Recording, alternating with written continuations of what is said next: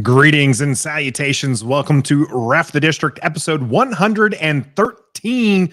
I'm Nathan Perry. That's the Stoner. No Trev currently, but he's popping in right now, so we'll get him on to it. I'm glad that Trev's here because we've got a great show, and we need his opinion on some of these things here because we will be talking about the state of DC sports, all of them combined, where we're at as a DC fandom in the cool down. And then for the game, we're going to be ranking the NFC East. Where does Washington stand? Has it gotten better after free agency? You know, some key pieces from the other teams are missing. Washington's made some B-level moves. Where do they rank after finishing last in the season before? Coming up also here on the warm-up, it's the team sale. Some news dropped today, gentlemen, on the team sale. We're going to be talking about that here in the warm-up. That is sponsored by Don't Sleep Energy. Use the code REFTHEDISTRICT. Get yourself 10% off your entire order at don'tsleepenergy.com. You get yourself some great energy drinks or some really good-looking swag there. Their logo is pretty sharp looking. Trev, you're coming in hot. What are you making of Magic Johnson? Was the first news to kind of break on this was that he was going to be joining the Harris group as kind of a person in there. That's now Harris, Rails, and Magic Johnson together. What do you think of that group?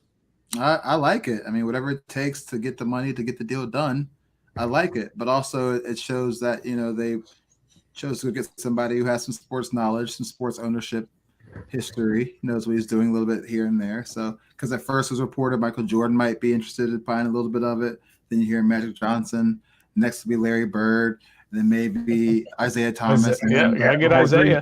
The dream team will be our owner. So I'm cool with it. It is what it is. As long as, like I said, obviously that means that I guess there's not enough money to get the deal done. That's why they reached out to him. Maybe that could be an indicator. But well, I don't think you're bringing in Magic Johnson for the money. He's not quite bringing the billions of dollars that the others. Not that he's doesn't have his own kind of cash flow and that he doesn't have his own kind of money. But when you're talking billionaires, I don't think Magic Johnson's quite there yet.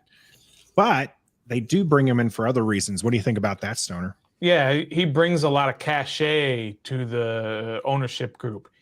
He's Magic is part of a group that you're around. You're instantly credible, right? Everything Magic touches turns to gold. He's a great businessman. He's a great in interpersonal relationships, right? Everybody loves Magic, and he's super charismatic. And you put that guy up in your owner's box, and the cameras go on there. It brings cachet to the entire organization. Yeah, I don't think it's money, because if you think about it, I mean, Magic is worth somewhere in the neighborhood of $500-600 million, which is a ton of money. But he's not going to be putting $500 or $600 million into this bid. So if it's a $6 billion bid, if you think about it, what's 1% of that? 60 million, right? 60 million is 1% of $6 billion. Got public math here. Maybe he's going to give $60 million, but he's only going to get 1%. Is that going to put them over the top? $60 million? I don't think it's a money thing. I think it's just a face. He's the public face of the bid, probably. And he's done that with the other teams that he's involved with. And as Gus Plus points out, Magic's the anti-Snyder in terms of charisma. And you're right. It kind of brings kind of something to it. Imagine. So Doug Williams has a lot of that cachet with us as DC, sports fans and Washington Redskins and Commanders fans.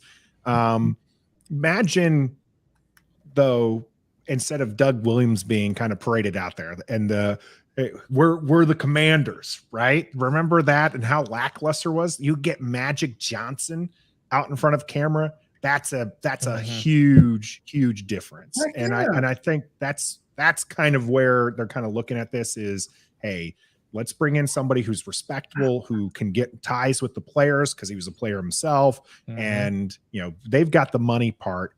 taken care of. So I think that's where it is. Now, there is some concern here, as Michael points out.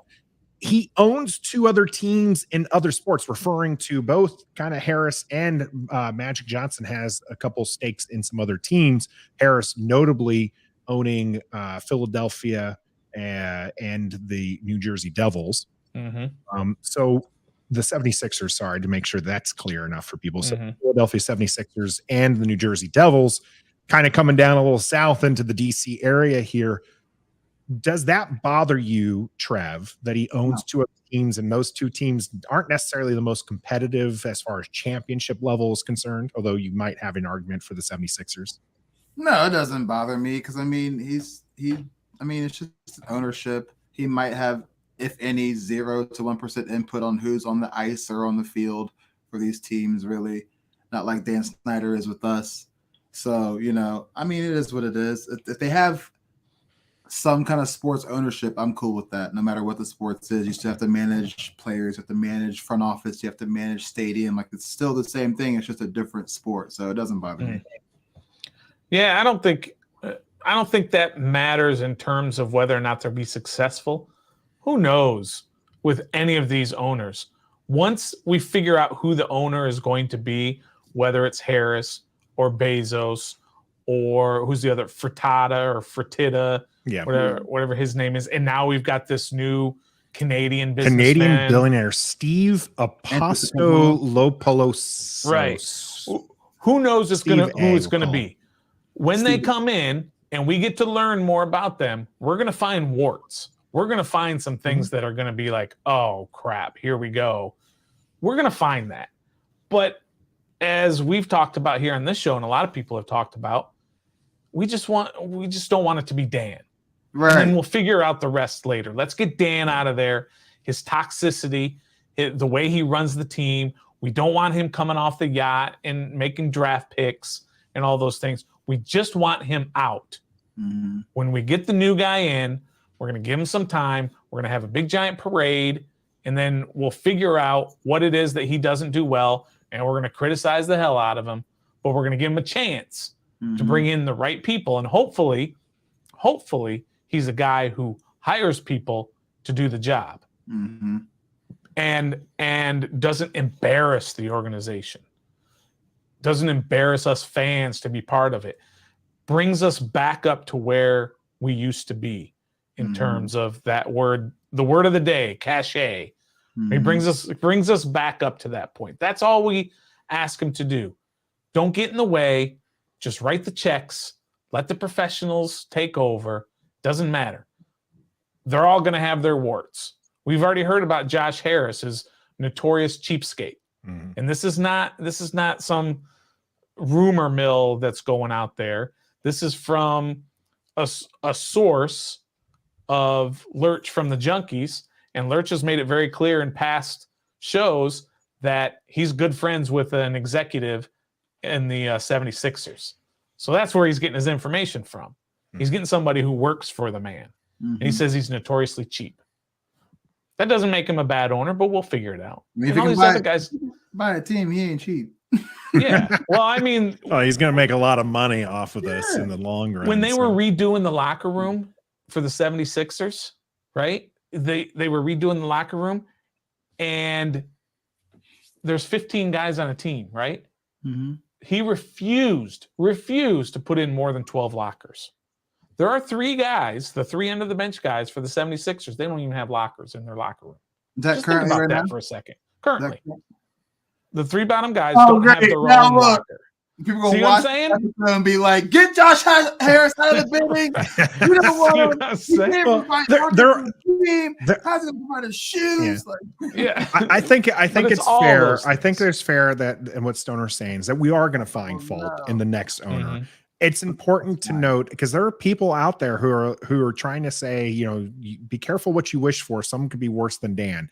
It would take a monstrous effort if we're talking about. You don't give Sean Taylor a locker type deal. Like, yeah, that's bad, but it's not like scandalous bad. Yeah, it's exactly. not taking out a That's the $55 million loan bad. It's not, the images of naked cheerleaders being passed around or trying to use cheerleaders as escorts bad.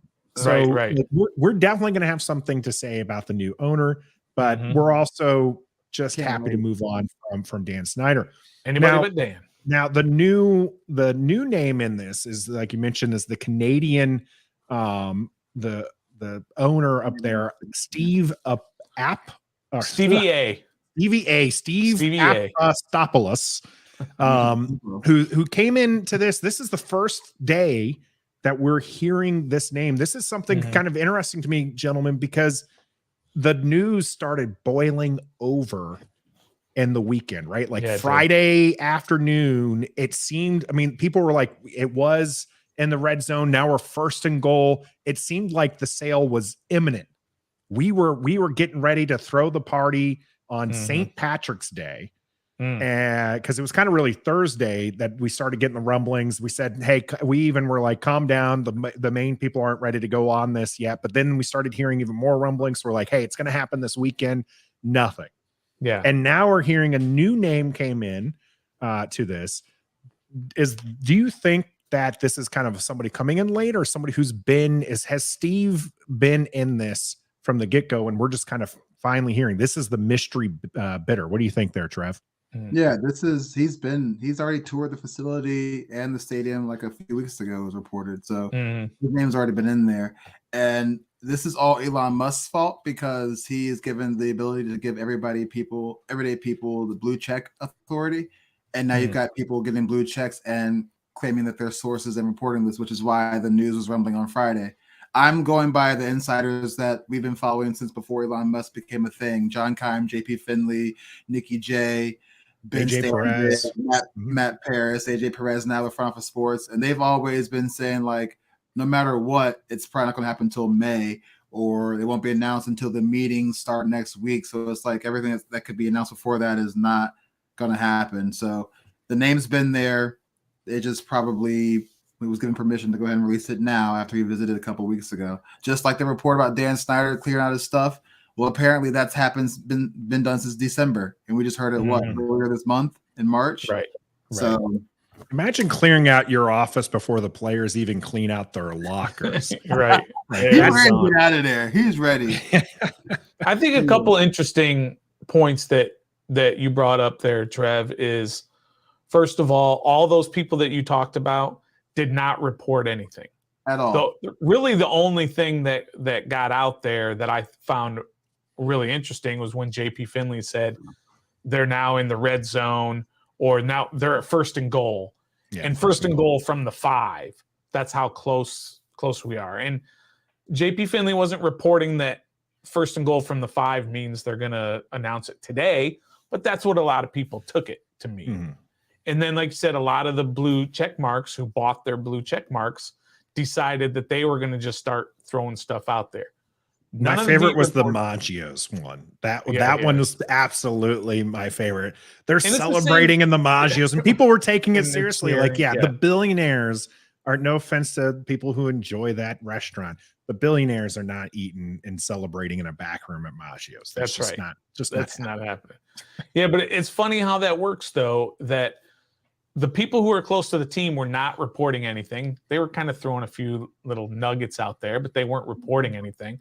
Nah. But then the other people were reporting, and then it just blew up, and that's what happens announced. Yeah, and he's signing. It's going to be announced tomorrow or within 48 hours. Nobody reported that. Nobody who reported that. Mm-mm. Only the people who also reported that the team name was going to be the Admirals, or that the team name was going to be the Red Wolves. That's who was reporting that the sale was going to happen in the next 48 hours. Yep. But it was kind of fun to just watch everybody go crazy, and everybody did go crazy. But I still think it's gonna leak before the owners' meeting starts on Monday. I think it's not going to be resolved, but it's not going to be resolved. They're not going to vote on it. This is just my opinion. I'm not reporting this, but I think they're going to say this is who is going to own the Washington Commanders in May or whenever the next owners meeting is when they vote on it. That's just my opinion. The thing that came out today was Stephen A. That's what we're going to call this guy, right? So Stevie A. Yeah. You guys remember Stevie B from back in the day? I think he's from the 80s. So you probably don't remember. He had some good Apostolopoulos. We'll call him Stevie A. But it was interesting that came from Schefter, right? Mm-hmm. Isn't Schefter the known mouthpiece for Dan? Yeah.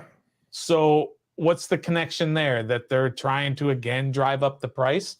That Dan is trying to drive up the price, saying there's another bidder out there. So that makes 3, possibly 4, whether you believe Bezos is. Who freaking knows with all this stuff? Yeah, it's kind of fun, but in the end, as long as it's not Dan, we'll be fine. Al Capone takes some against that. He would prefer Al Capone. Rather have a fan up here and talking about that. I think that's what kind of appeals with the Harris Rails Magic Johnson group is you've got the money from Harris. You've got the local guy and also some money from Rails. And then you've got Magic Johnson, who can be a face and kind of, integration and media guy. So I think that one's pretty interesting. Bezos, I think a lot of people are just fascinated because he has a lot of money. Not that he necessarily spends a lot of money. Definitely some skeletons in that closet. The Steve A one from the Canadian billionaire, I think is quite interesting because you remember a lot of fans' fears with a new owner was going to be a move away from DC. Do you think having a Canadian owner ups that chances? Not to kind of put the fear tactics into for people, but do you think having somebody who's not from this area and not an American business owner, but a Canadian business owner means, hey, maybe they would relocate to a new location, maybe up in Canada or maybe a London or something like that. What's the purpose? Yeah, there would be.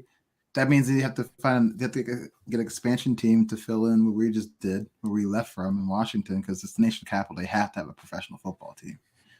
There's no way the owners would let a buyer come in and then just move the team.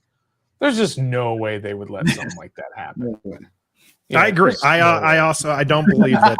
And where does that come from? Where does that come from? As far as you said it, but there are a lot of people who've had concerns. I know that's kind of generic there, but we've seen it within the fandom when it's come to the sale from the get-go. Even though there's a lot of people who are like anybody but Dan, there's that group that's like, be careful what you wish for. A new owner is going to move away the team because FedEx is a dump. And yes, they do have a few more years on that FedEx contract.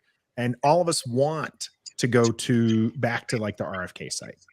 Right. That's what be the dream, is to get it back into the DC proper.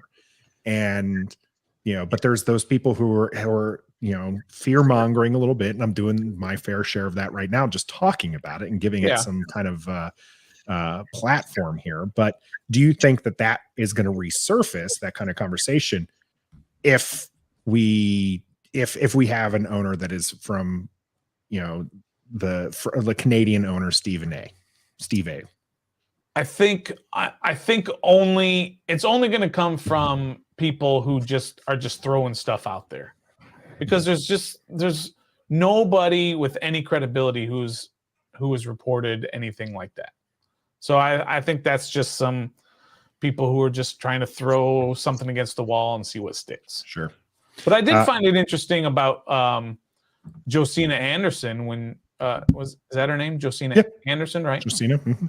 Where she said a new owner can come in here and possibly reignite the whole Lamar to DC sort of thing, which for me, I would jump off a roof if that happens. I mean, off a roof. I'm holding your hand and jumping with you.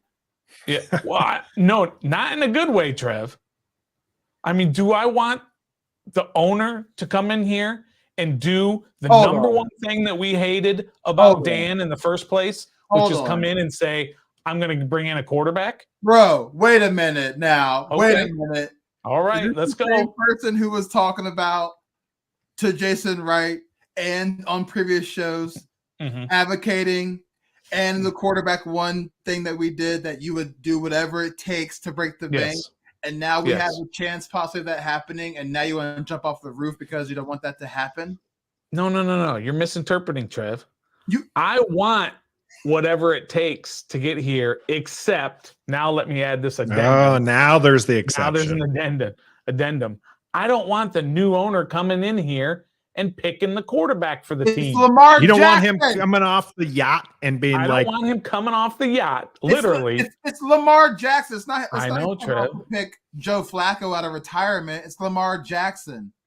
I know, Trev, but I don't want my owner anywhere near personnel Bro, decisions. But Anywhere near it. Make it happen. And he's talked to Ron. He's talked to EB, Marty Mayhew, Jason Wright, Julie Donaldson, Ben Standig, everybody within the organization, and they all say, "Hell yes, pull the trigger. Let's make it happen." You would still jump off a roof and be upset because that's the only thing that was maybe like a part of the contract, or the only you put thing pillows at the bottom of that, Trev, because Thank he'd you, or be trampoline running around naked Thank afterwards, you. excited Come about on, Lamar brother, Jackson. be real, bro, for real.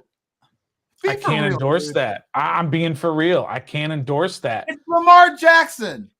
I know. The problem is not Lamar Jackson. The problem is the owner making personnel decisions. But That's our number one complaint But this is about the only Dan one Snyder. you would do because of Is that. that Lamar really? That's not our Jackson's number right one here. complaint, right? That's that's Only really not our because number one Lamar's complaint. on the plate right here, and the way that we could make it happen is if the owner did it. Not like he would say, "Okay, that's done. Now go get somebody else and put him here." Like, what if he was just like, "Yo, I can get us Lamar Jackson. Like, I got the money. It's all we need." And Ron and EB are like, "Hey, No. Trev, listen. Hold on. Lamar Jackson, Stoner." If Ron and EB go into the new owner and say, "Go get Lamar Jackson, do whatever it takes," then that's different. I literally just said that. I don't know. You said the owner would go to EB Okay. and Sorry Ron that and the owner say, said it first and it wasn't approached by Ron. no, But that's they had the same a idea. big difference. That's a huge difference. I don't want the owner dictating to the folks who are running personnel what is going to be on the field. I don't want that. Stoner, That's Stoner, the number Lamar one complaint, Jackson. Nathan. It's What's just Lamar if that's not the number one complaint, Nathan? What is? You're really going to put that over? We I'm literally not have. talking about the toxicity of. You're taking on the field stuff. I'm taking his ownership. That's part of his ownership. Is like Okay, but we hated him. We hated him before this came out. Oh, sure. We 2020. hated him when he signed Albert Hainsworth to $100 million, and then Albert Hainsworth laid down on the ground. There's plenty of reasons to dislike him. I'm just saying probably not the number one is him coming off the yacht and telling them to draft Dwayne Haskins. That's not our number one. That's the number one. Yeah, okay, but this is Lamar Jackson, though. It's not like we're blindfolded this. It's Lamar Jackson. I mean, I have to disagree because that just sets a precedent that he's going to do that. I think we're talking semantics here, right? Because like if he comes off the yacht and he goes to Ron, Marty, and EB, and it's just like, what are you guys doing to make us a winner? Thank you. And they're like, well, we're going to go out there with Sam Howell. And we're gonna have this guy who's never had a winning season also be our QB2 or QB1, and the owner's like, that's not good enough. You need to find me a real QB. Have you looked into Lamar Jackson? And they're like, we have, but we don't think we can afford him. And he's just like, we can afford him. Go get him. You would have a problem with that? Come on, that's totally different. That's totally different. That's what I said in a nutshell. If the owner was like, yo, let's go get Ron Rivera. Yeah, you two said that, right? You two said that, but you said it as though the owner's going to come in and he's going to say, "Hey, Ron, hey, EB, I'm going to get Lamar Jackson. Deal with it." That's what you guys are saying. And I'd be like, word. I can't handle that. Stoner, I could see that if it was like a Derek Carr or a Jimmy G or Baker Mayfield or like something like that, but it's Lamar Jackson on the silver platter this year. And you Okay, would be mad. you just wait and see what happens 2, 3, 4, 5, 10 years down the road when he's making all the personnel decisions. And now he's Jerry Jones all of a sudden, and he's paying Zeke Elliott when he's 28 years old and has had 2,000 carries. Yeah, I'm going to give you $60 million. That's going to make our team better. And then next thing you know, you got to cut him 2 years later because he's a shell of his former self. That's the problem. The problem is if he is enabled or allowed to make this decision, he's going to be making all the decisions. But what if that was his only condition to be like a part of that ownership was just for this only to get Lamar Jackson? Because you have to worry about doing this again for the next 4 or 5 years with any other player. Well, what if he walked over to Lamar's house and said, "Here's $100 million, and I'm a fan of the Redskins, the Commanders, so go make a secret deal with them." There's a whole lot of what ifs. The point is, I don't want him making personnel decisions. Period. And it's Lamar Jackson. By the team, do what I tell you when it's time to write a check. That's what I want from the front office. I want them to go to the owner and say, "Write the check," and come back tomorrow, and I'll tell you what other checks to write. Real quick, if you came in and said, "Yo, I got the money if y'all want to do this," yes or no? Do you have a problem with that? If the owner said that? But the problem is they would say no. Stoner is I have a problem talking with crazy. dictating I get what you're talking Lamar about, Jackson. Stoner. I do understand that you don't want him dictating. You are also absolutely silly to think that you would not be excited to have Lamar Jackson here.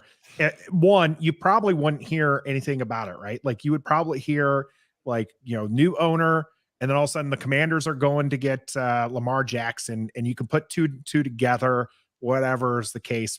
One, I don't think it's going to happen. We don't really know what's going to happen, but we did have a talk with Jason Wright, and you jokingly brought this up, and it seems like they're just genuinely not going to go this route. So go this route, you would have to get rid of Ron and Marty, and there's people like Roger who would be more than happy with that. Yeah, but that's also a little late to do. We're probably in the middle of Hard Knocks at that point. We're gonna get Lamar Jackson. This is all smoke. We're definitely not. It's interesting. It's fun to talk about. You already owe me $10 for the Carson Wentz bet. Yeah, you said Carson Wentz was going to be on the roster. Yeah. Still has time. Still has time. That's fair. That's fair. Currently is not on a roster. The rosters are starting to shape up. Lamar Jackson would probably push Washington to the top of the NFC East. We'll be talking about where they are in the ranking, even without a Lamar Jackson, with Sam Howell and company. This was the warm-up brought to you by Don't Sleep Energy. Go out to don'tsleepenergy.com. Use the code REFTHEDISTRICT. Get yourself 10% off your entire order. And when we come back, it's ranking that NFC East. The game is brought to you by Pacers Running Stores. Pacers has 5 stores in Northern Virginia and DC. For the best running footwear, apparel, and gear, just stop by or schedule a virtual fitting with the best running experts in the business. Pacers Running exists to help as many people as possible through running. For every run, it's Pacers Running.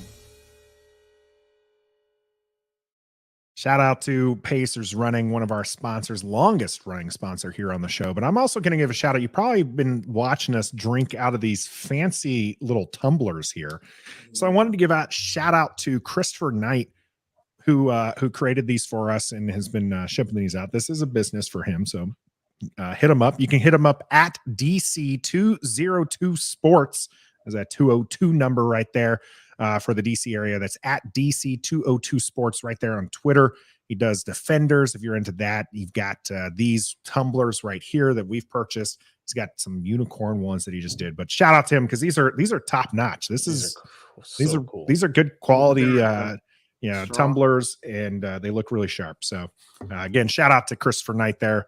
Support those local businesses, and one of those local businesses, it's that Washington franchise down the street here. The Washington Commanders ended up finishing last, missing the playoffs. The only NFC East team to miss the playoffs this last season. they've made a few not exciting moves. In fact, they lost out on the linebacker from Cleveland who decided to stay in Cleveland. Where does Washington stand as we speak? Have they moved up?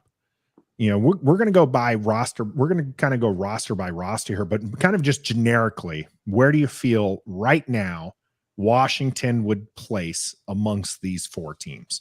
Start with you, Trev. I'm going to say third, to be quite honest. Who are they better than? New York Giants. Even though the Giants made the playoffs, we still should have beat them both times this past season, but we won't go deep into that, but we all know kind of reason why. But I mean, I just feel like, well, Philly's number one. They lost some people, but added people too. So they're kind of pretty much where they were in the beginning. Dallas is Dallas. I mean, for what it's worth, their defense is very, very good. Even though we did beat them last game of the season, they're still good. And they just got Stephon Gilmore to add to that. Dak's still there for what it's worth. And then us, and then the Giants. The Giants got who? Darren Waller, but he's never healthy, so it doesn't scare me. Daniel Jones got paid, so I don't know if he's going to excel or he's going to be content because he got paid. So yeah, the moves we made, we shored up the offensive line with the Kansas City Chiefs guy and a divisional guy from the Giants, and then Cam Dantzler at cornerback. I thought our pieces, like you said at the beginning of the show, were B level, C to B level.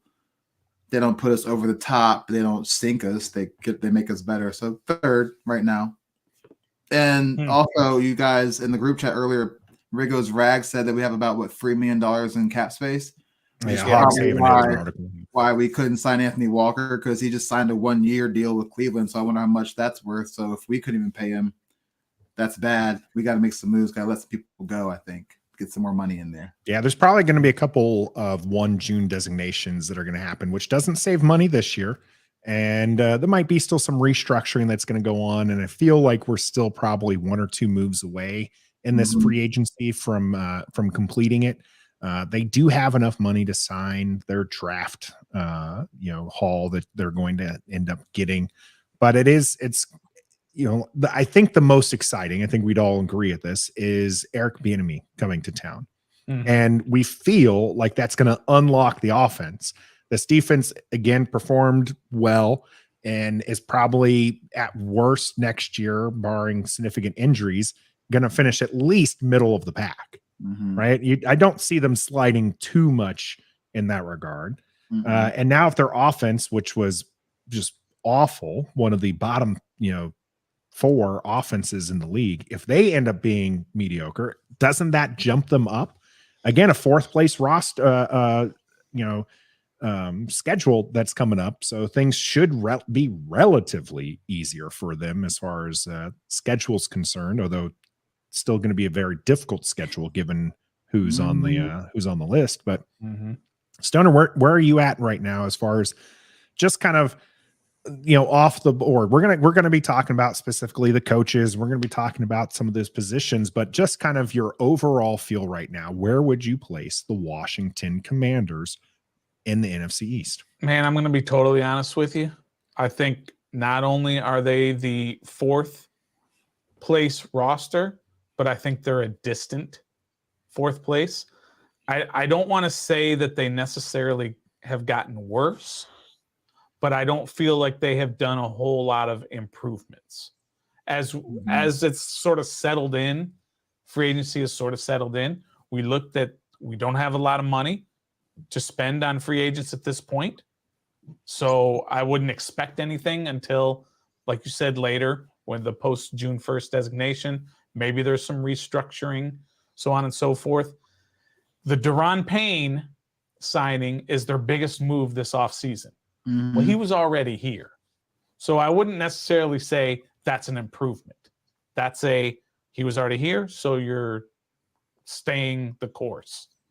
And then if you look at what they did go out and get, they went out and get the 2 offensive linemen. Great. We need offensive linemen. These aren't guys who you're gonna be wowed about. I think we even talked about this as soon as the season ended. We said they're gonna go out and get some offensive linemen, and we probably haven't heard of them, but they're gonna sell us that these are guys who are going to shore up the offensive line and make the offensive line better. That's exactly what's happened. But Andrew Wiley and Nick Gates, we never heard of Andrew Wiley, except maybe, that's the guy who got the taunting penalty in the AFC Championship. And Nick Gates, you wouldn't know Nick Gates if he walked up to you and punched you in the face. Yeah, most people don't know that we many don't know linemen, though. Yeah, but that's what I'm saying. These are guys you're given $8 million a year to, $5 million a year. These are not guys who are going to turn around your offensive line. When they brought in Trey Turner and Andrew Norwell for, by the way, about these same prices, when they brought those guys in, we had never heard of them, but we were like, okay, we need help at offensive line. And they turned out to be absolutely terrible offensive linemen last year. So I don't know how these guys are just going to come in here and all of a sudden make this offensive line great. And sure, we got the draft, but I'm just talking about at this point, that's who these guys are. You got a mid linebacker in Cody Barton to replace what? A mid linebacker who left. Yeah. You got a corner who was your fifth corner, Danny Johnson. You re-signed him. You got the Cam Dantzler off of waivers because Minnesota was like, he's terrible. We don't want him on our team anymore. We re-signed F.A. Obata. That's fine. He was already here. We re-signed Tyler Larson. That's fine. He was already here. See, and then you got Jacoby Brissett, not to be your starter, but to back up a guy you have no idea how good he's going to be. Yeah. So I'm really down on the overall roster. And that last place schedule, you're playing teams like the Dolphins and Bears. But they're loaded. Go look what they did this offseason. Yeah, they're loaded, bro. They're loaded. Yeah. Well, but then that's on paper. Let's see how it goes out and they made moves. And here we are making these mid moves, and all of a sudden, we're going to throw this quarterback out here who's had one start, and all of a sudden we're going to pass those teams who are already ahead of us. I don't see it. So that's where I am right now. And when the draft comes, we can say, we got this great corner, and then we got this great offensive lineman, and then we got another tight end, and then we got a linebacker. Well, every other team's going to do the same thing. They're going to go out and fill all their holes in the draft as well. So I don't see how all of a sudden we're going to pass these teams. Not to mention you're probably going to end up with another offensive lineman who's, and your draft pick. And then what are you really going to get too excited about that? No, I think Stoner, you're bringing up some fair points. I think Trev it's not unrealistic what Trev's looking at though. They could jump to third. You do have Philadelphia and Dallas haven't exactly gotten better. And Philadelphia was in the Super Bowl, right? They had a great team. They are going to lose some pieces. They were able to keep Darius Slay and, a few other pieces, and they're trying to get that. But that team's going to be completely changed. They probably didn't get worse than Washington is. Like Washington didn't get so much better with what they've done to necessarily pass what, based on Philadelphia losing some of those pieces and Dallas maybe losing a few pieces and having to shuffle things around. We joked on our Twitter channel that we are sad that Zeke is no longer going to be in Dallas because he's just not had very good games over the last couple of years, against Washington. So now they're going to have a guy who, and Pollard, who has gashed Washington in his time. Ronald Jones too, and he's bad, so we ain't worried about it. Yeah, it's Ronald Jones, but Pollard, another guy. Yeah, Pollard's legit. Good. Pollard's good. Just another guy though for Jones. And so maybe those two didn't drop enough to leave the 1 and 2 spots. And the Giants are somebody who is a bit of a wild card, right? So they've retained Daniel Jones, which we all say we love because the guy's thrown 17 touchdowns or 15 touchdowns rather, and just not all that exciting. But I mean, this is going to be his second year with a coach who we all, think is a good coach, right? No one in this group here thinks Daboll is a bad coach. He's a good coach. And so I think that there's enough to warrant both of your guys' points. And I'm going to side with Stoner on this one, and that I just don't know. And I want to be, maybe it's because I want to be skeptical. I don't want to be. Let me get Ashburned when we're on Hard Knocks. Let me get Ashburned right. when we get to go to OTAs and Yep. training camp, and I get to see these guys in person, and then we're wowing over a guy who ends up with like 3 catches on the year. That's for later. But right now, when I'm looking at it, I'm trying to be as objective as possible, and I just don't necessarily see it. They're the big outlier here. And so we're going to start with the coaches that we talked overall. Let's get down to specifics. When you go to the coaches, so the head coach and the 2 coordinators, where does Washington stand? Because that's where they've made the biggest improvement. They went from Scott Turner to Eric Bieniemy, unknown as far as what he's going to do here in Washington, but it's coming from a Super Bowl winning team. Got 2 Super Bowl rings. He's got the offensive talent from Kansas City that they went to great heights. A lot of talk about whether or not that's Andy Reid or EB. But where do we stand? Where does Washington stand in the division when you're looking at just the coaching positions, the coach, the head coach, and the 2 coordinators? Start with you, Trev. I'm going to go first or second based on coaching staff. You have Nick Sirianni in Philly, but I forgot who replaced the 2 coordinators they lost. They lost both their offensive coordinator. I don't know who their replacements are. So there's that. Dallas, you got McCarthy going to call plays now. What am I supposed to do? So that's going to be different. I mean, and then you got Dayball, who's a very good coach. But didn't they lose Mike Kafka, or is he still there? Did they lose him? Well, he was their quarterbacks coach, and now he's their OC. Is that right? Okay. I think he got promoted because they lost their OC. Right. And I'm just going to put them. I could be making that up, but first or second, just because for what it's worth, Dayball got Daniel Jones paid. I mean, he did. He came in there, 15 touchdowns is whatever, but he did improve his personal stats enough to get him a nice payday. And it's Brian Daboll. So like he just came in and took the Giants from a 3-win team to a 8 or 9 win playoff team. So you got to give him that. But just by paper and career stats, ours is the best. Like you said, Ron Rivera, he's been to the Super Bowl. He's been a part of a Super Bowl team. McCarthy's won a Super Bowl. Yeah, but Aaron Rodgers, like, come on. Cam Newton. Yeah, come on. Rodgers, come on. right. Aaron Rodgers is a 4-time MVP. Cam Newton, yeah. So 1 time MVP. 1 time, yeah. But then EB, played ball at Colorado, and then coached Adrian Peterson in Minnesota, and then built his way up, kind of earned his way to get to the 2 Super Bowl wins as OC for Patrick Mahomes and under the helm of Andy Reid. So he's got clout there. And then Jack Del Rio, for what it's worth, he's been successful in Denver, a little bit in Oakland. He's defense is what he's made of. He's got our defense in the top 10 the past 2-3 years. So on paper, ours is probably first, and then the Giants like right there just because of Daboll and what they've done with Daniel Jones. But Mike McCarthy and wow. Yeah, I'm surprised you said that, Trev. I'm really surprised that you're giving Washington's coaches so much credit. Just don't. I mean, it's Gus Bus here points out, by the way, so one, we're corrected. Kafka was the offensive coordinator for last year, but Dallas lost Kellen Moore. Philadelphia lost Gannon and Steichen, those offensive defensive coordinators there. New York Giants stayed the same, didn't do anything, and then we gained Eric Bieniemy.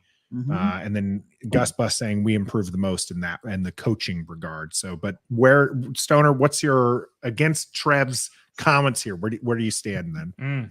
Well, first of all, Trev, think about this as I ramble for a minute. Okay. Think of another coach in the history of the NFL who is lost as much as Ron Rivera has and continues to coach. Year after year after year after year after year. 6 of the last 7 years, he has not had a winning record. There was, but he's not coaching anymore. But Marvin Lewis was there. Jim Caldwell was one of those. But you're talking about 2 years, 3 years. Marvin Lewis was there for a long time. He was not winning. He was way more successful. He had a few playoff chances. Go check his record. Never went to the Super Bowl. Never made it to the Super Bowl. No, you're right. And you take that one season, and that's fine. That's an outlier. If you look at the rest of his It season, is very much an outlier. 15-1 is a huge outlier with a Hey, Super you Bowl asked. appearance. Okay. I'm not But saying he doesn't have talking it. I'm about not over trying a- to take it away, but it's very clearly not the norm for him. I'm talking about over a sustained amount of time Marvin Lewis. that They're a 9 and coach 7. just continues to lose and lose and lose and lose. Todd Bowles before he got fired. In the You're, Jets. again, Trev, you're talking about Yeah. 2 years, maybe no, 3. they were there for. I mean, but Todd asked- Bowles was not there for like 2 or 3. I'm talking New about, York? again, 6 out of the last 7 years, I believe he's had a losing record.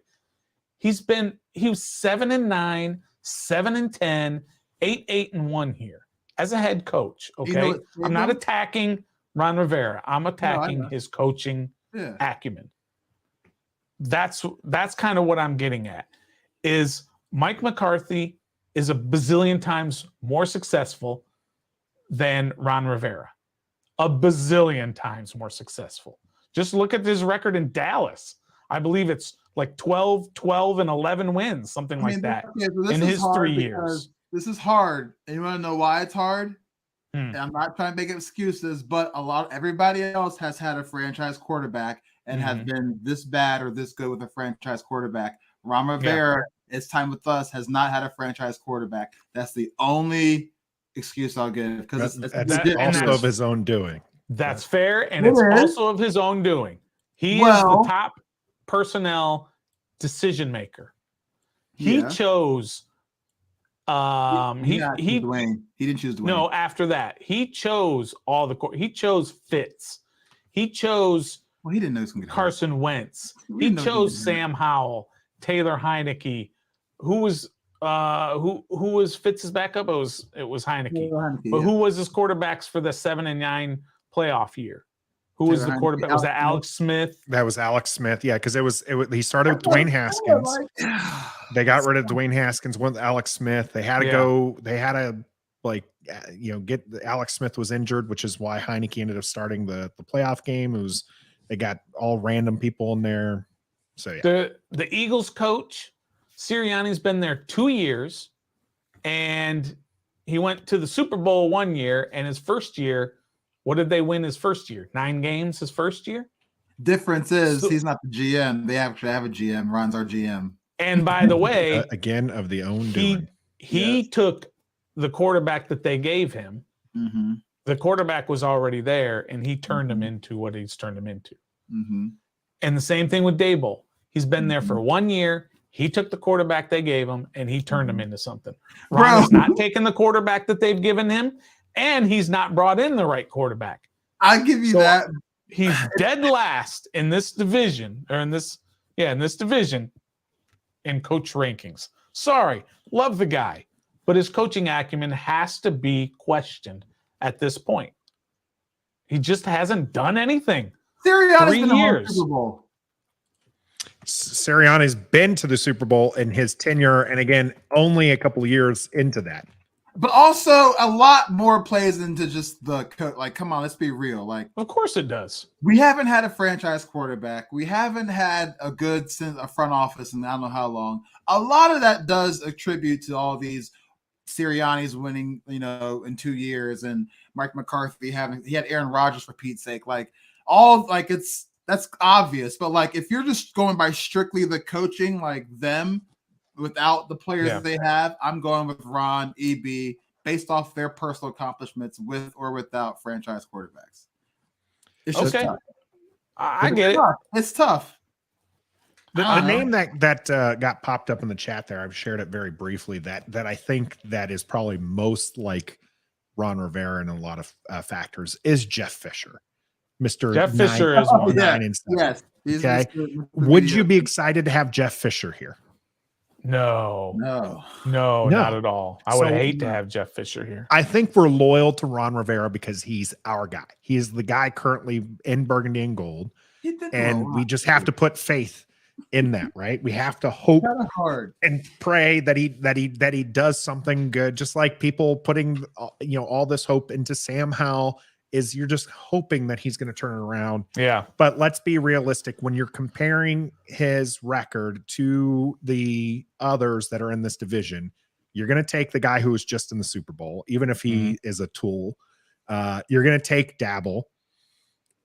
Mike McCarthy is the one question mark, but Mike McCarthy has had better in-season records consistently, whether or not that's because of Dak Prescott or a better roster or Aaron Rodgers and, whatever you want to put it at. He's still had better regular season records and has made the playoffs and has had his team in contention. Ron Rivera often doesn't necessarily get there. So I think we're fourth in that regard. I think you have an argument that EB's at least made us closer. And if EB brings us into a top 10 offense, then I think that's absolutely, now we have a legitimate chance to be like, yeah, okay, we're maybe third or second in this list. But until that happens, you got to say that we're fourth here. I'm going to just give a shout out to our super chat here. Cody Barton in the house. Appreciate the $4.99. Cody is a big fan of Ref the District here. It says Sam Howell. Yeah. $4.99. You just got a $3.5 million contract to play linebacker here. He ain't making it past camp.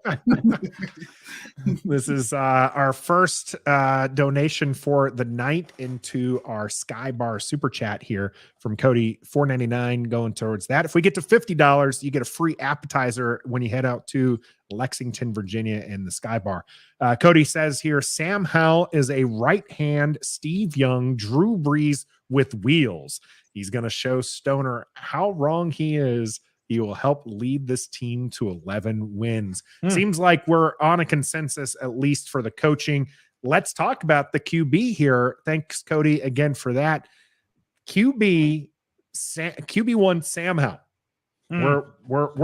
We're howling into the 2023 season with Jacoby Brissett and Sam Howell. We believe here on Ref the District, Sam Howell is going to win that. Now, Stoner believes it is a rigged competition. It is a rigged competition. Sam Howell is going to win this regardless of whether or not he's actually the better QB because they want to give him time. That's Stoner's take on it. We get that out of the way real quick. QB rosters, really you're looking at QB1 because you can't account for energy. This isn't like, or injury rather. This isn't like a wide receiver room where you're like, we have the best 1, 2, 3. You're not going to have the best 1, 2, 3 QBs. Who's the best QB1 in the division right now? Trev. It's not even close. It's Jalen Hurts. Agreed. Yep. Okay. So number 2, Daniel Jones. That's really? Okay. Trev hit his head earlier. He called me and he said my head hurts. I don't know if I can think straight for the show, but so I get it. I get it. How are you putting Daniel Jones ahead of Dak? I'm getting the stats right now. That's probably worse. I'll say this. I was a big Dak fan. I do think he had a very down year. And he did. It'll be interesting to see if he can bounce back. But I would go Jalen Hurts, and then I would go Dak Prescott. Then I would go Daniel Jones. And until Sam Howell proves otherwise, Sam Howell's at the bottom of this list. I just don't see how you can have it any other way. Total QBR for the season. Dak Prescott was 91.1. Daniel Jones was 92.5. I'm going Daniel Jones. Okay. Just QB rating, QB rating, not necessarily QBR, which I'm now interested in finding out the advanced stats. Obviously the box score will be a little different. I can look at the records because you guys love yourself some QB wins and losses. In that regard, Dak Prescott has a better overall career, and if I have to put money on who's going to have a better year next year, and Trev, you know this is true for yourself, you're going to put that on Dak Prescott. You're not going to put that on Daniel Jones. I'm putting on Daniel Jones. Dak Prescott led the league in interceptions, and he missed 5 games. He had an off year. Yeah, he definitely did have an off year, and Daniel Jones had an up year. Career. He should have never got paid all that money. It was never worth all that money. Everybody in the world knows that except for Jerry Jones. Even Jerry Jones knows that. Actually, Jerry Jones didn't want to pay him. There was a lot of exactly. If your owner don't want to pay you, you ain't worth it, dog. Sorry. I don't know. I think it's very easy to put Sam Howell as the number 4 guy just based on the unknown. We just don't know. Yeah. We hope he's going to be the savior of this franchise. I just don't see it. I hope I'm wrong, though. I'll happily. I hope you're wrong too. I want you to be nothing more than wrong, and more than I already do, right? More than I do just for the show purposes, but because this is it, right? This is supposed to be the QB of the future. We're supposed to have fun names like here, Big Simple in the house with another super chat, Skybar super chat. We lit with Big Simple 422, 499 was the donation. That's Uncle Sam. Yeah, Uncle Sam's not bad. I like the name. I think we threw it out a couple weeks ago too here, and I'm sure other people. It's kind of groupthink there. Great name. Hope it's there. Cody Barton with another one. $1.99 there. We have a QB that can take advantage of the speed. Yeah, I mean, I agree. Terry McLaurin had to speed up for a catch. Like we've not seen that in his entire time. Super chat is now up to, I'm just going to round it up a little bit, at $12 to the super chat. We get to 50, you get yourself free appetizer at the Sky Bar in Lexington, Virginia there. So appreciate those super chats hitting the thing there. I believe in Sam Howell. I liked him last year. I think that it's the right decision to go into this season, giving him the QB1 opportunity. I'm just saying, even if you're basing off of all the potential and the hopes and the prayers, if you're looking at the rosters right now, he is the 4th best QB in this. Maybe mid-season, we're talking about him in a different light. If he has a first full season under Eric Bieniemy, like Patrick Mahomes' first season, then then we can say he's obviously not the cellar dweller. But if he comes out and he has a season, and this was a very real one here, like Davis Mills out in Houston, his first full season at like 17 touchdowns, 15 interceptions. No one's going to say that he is better than these other 3 QBs. Yeah, that's a good name to bring up, Davis Mills. If it was Davis Mills that was here and Jacoby Brissett came in, who would be the starter? Who do you think would be the starter? Davis Mills or Jacoby Brissett? That's tough. Jacoby Brissett. That's tough. And I like Davis Mills. He was another one of the QBs I liked coming out that year. Probably Davis Mills, especially if we drafted him, we're starting him. But you know what you have probably in Davis Mills now is he's had 2 full years, maybe a year plus as the starter. You kind of know what you have. But Jacoby Brissett is a better quarterback than Davis Mills. He just is. He's a better quarterback. He's not a great quarterback. He's not going to lead you to the playoffs. As fine a job as he did in Cleveland last year, I think they were 4-7 under his starts. They weren't that good. And it's not like probably be the same thing here. They didn't have a choice. That's why Washington is not going to allow him to be the starter here in Washington, because you know what you're going to get. You know the upside is not. You've already seen the upside, and you haven't seen that with Howell. So unless he just goes out there and looks like Carson Wentz in training camp, which was really good, then Sam Howell is going to be the starting quarterback. You and I remember a very different training camp, Trev. We were hyped. Remember Carson Wentz getting the zip on the ball? We were so hyped. Don't you remember that? Oh yeah, I mean we talked about the noticeable difference between his balls and let me rephrase this a little bit. His deep pass right now, or his deep passes to like Heineke's, but that's not the point here, because remember training camp, how many times, and Stoner was keeping track of this, that he was having a bad camp, right? Like he was throwing interceptions left and right. So yeah, we were keeping track of it. He just wasn't having a great training camp. It wasn't until maybe like the last 6 days where it was like, he was having a good day. But up until that point, he was just under 500. And so Sam Howell, a lot of excitement there. I think there's a lot of reason to be optimistic. I am. He's a target. I think there is too. It's just realistically right now he's QB4. Now, go ahead, Stoner. If you look I'm going to kind of converse my earlier argument, but if you look at this team that hasn't lost a whole lot, especially on offense, you lost your part-time third down back in McKissick. Have they lost anything else? You lost your wide receiver 5 or wide receiver 6 in Cam Sims. Yeah. So they haven't really lost anything. And they were still last year with terrible quarterback play from both Wentz and Heineke. It was terrible. Let's all admit that it was just terrible. Yes. They still were one game away from being a playoff team. Exactly. One game away. So Yep. if Sam Howell can at least be a little bit better than what they had, and they don't lose a step in all these other places, then there's the possibility that you could see a 9-win team and maybe even a 10-win team, just obviously depending on injuries and what happens going forward. So there is that chance that Sam Howell, as long as he can play just a little bit better than the terrible quarterback play from last year, they can have a better year than they did.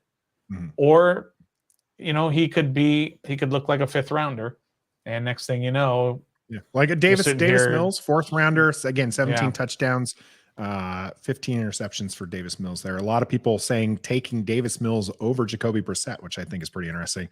Cody just throwing around that signing bonus money. Another $1.99 here. Tight end at 16, dominate the middle of the field, opens up the wide receivers. I personally would not want a tight end at 16, but we're going to talk a lot of the draft stuff next week and the following weeks as we come near towards that. But thanks, Cody, for upping our Sky Bar super chat here, and we appreciate all the donations.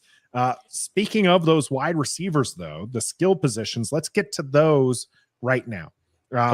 Let's try to move through these a little bit quicker. All right. Just because we got a full roster to go through. Wide receivers, who has the best wide receiver group here in the NFC East? I don't think it's even close, to be honest. All right. I think Washington has the best receiver group, not only in this division, but in this conference, and probably top 3 in the NFL. Wow. That's what I think of this particular wide receiver group. When you go 1, 2, 3, 1, 2, 3, your 3 starters. That's the way I look at it. You got somebody better? 1 through 3, Trev? Y'all might not like this, but Philly's receivers. Philly's got a good 1-2 punch. They have, and then Quez Watkins there is a nice. No, you want, but he beat us last year. I don't want to hear that. If he's not bad. He dropped the bomb. He dropped that one bomb. But just because AJ Brown is a monster, Devontae Smith is a forgotten one there because of AJ Brown, but he is a beast, and Watkins. But ours is obviously great, but ours is also very, very small. We don't have any big receivers. They're very fast and they're very good very good at yaks. And Terry is good at 50-50 every now and then. But people aren't scared to line up against Curtis Samuel. People aren't scared to line up against Jahan Dotson yet. They're only scared to line up against Terry McLaurin a little bit. People fear A.J. Brown. People fear Devontae Smith. Just saying. Well, I think they fear McLaurin and Dotson. 100% they fear. I don't know about. Dotson maybe, but he was hurt half the year too, so it's like okay. Yeah, I think that if he doesn't get injured, I think you're probably looking at the offensive rookie of the year. I think he was on that trajectory. But injuries happen. Availability. And Quez Watkins, he had 33 catches. How many did Curtis Samuel have? 64. Are you sure? I rest my case, Your Honor. How about Jahan Dotson? Because Jahan Dotson was out for a while. We can consider him technically. He will be wide receiver 2 this year, but he was wide receiver 3 last year. 35. He had 64 catches, he had 38 rushes. Curtis Samuel. Well, Jahan Dotson. Yeah. All right. Okay. Well, I got to get to that, but I'm just telling you. Gus Bus is telling us here in the comment section. Only had 35 catches, which is why I was bringing that up, because that's comparable. You're 1-2. If you're looking at the total catches now, Philadelphia had more explosive offense. So I'd expect them to have kind of Yeah, they're going to have more stats catches there. overall. But I got a problem with that, Trev. Absolutely, teams are scared of Terry McLaurin and Jahan Dotson and Curtis Samuel, I might add. No, they are not, dude. And the receiver they're drafting at 16, the other kid from Ohio State. Yeah, okay. What's For it- one what's- thing, he's not drafting a receiver at 16 and 2. Nobody fears Jahan Dotson. Why? Because that one spin move he had against the Giants, people were scared. Now the man was hurt half the year. Darius Slay isn't scared. He just says he gives him the best competition at corner. No one's legit scared to line up against Terry McLaurin if you think about it. He won't even get voted in the NFL top 100 by his peers. So if his peers were scared of him, he'd be voted in the top 100, and he wasn't. I do think he'll be he there makes this year? the top 100. He'll be there. I will put a dollar on it that's right cool. now. But we aren't talking about the future. We're talking about the past, and he hasn't been there yet.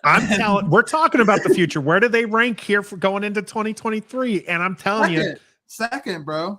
Think about it, bro. You're taking it. They went to the All right, Super that's a Bowl good- with Devontae Smith and AJ Brown. Nobody. Those guys were great.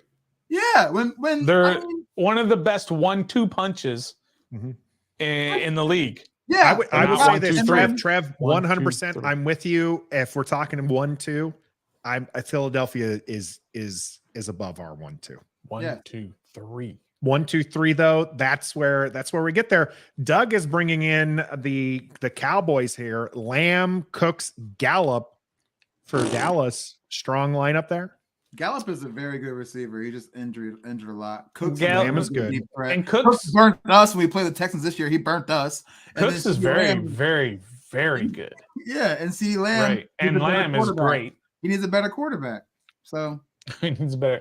Lamb is a slightly below McLaurin. Cooks is probably above Dotson. yeah, And who was their third guy? Michael Gallup. Oh, He's Gallup definitely is above, below Curtis Samuel. Are you kidding? Yes. Different kinds of receivers. I'll say Yeah, that part. yeah. They're different kinds of receivers. So it's that one could be a preference take. I still want to see Curtis Samuel unlocked. I think that this is pretty good. Season for him, 60 catches, 30 rushes, and everything. I want to see more from him. I want to see more. I have to say, I'm with Stoner. I think they've got the best wide receiver group. I think it's very close though, because Devontae Smith and AJ Brown, as much as I dogged him in the years that we were trying to compare him to Terry McLaurin, I'm taking my man Terry here. But Let's be honest. that's that 1-2 is the strongest 1-2 in the NFC East. But if you're looking at 1, 2, 3, and a lot of people bringing up that North Carolina connection as Alcatone is putting De'Ami Brown.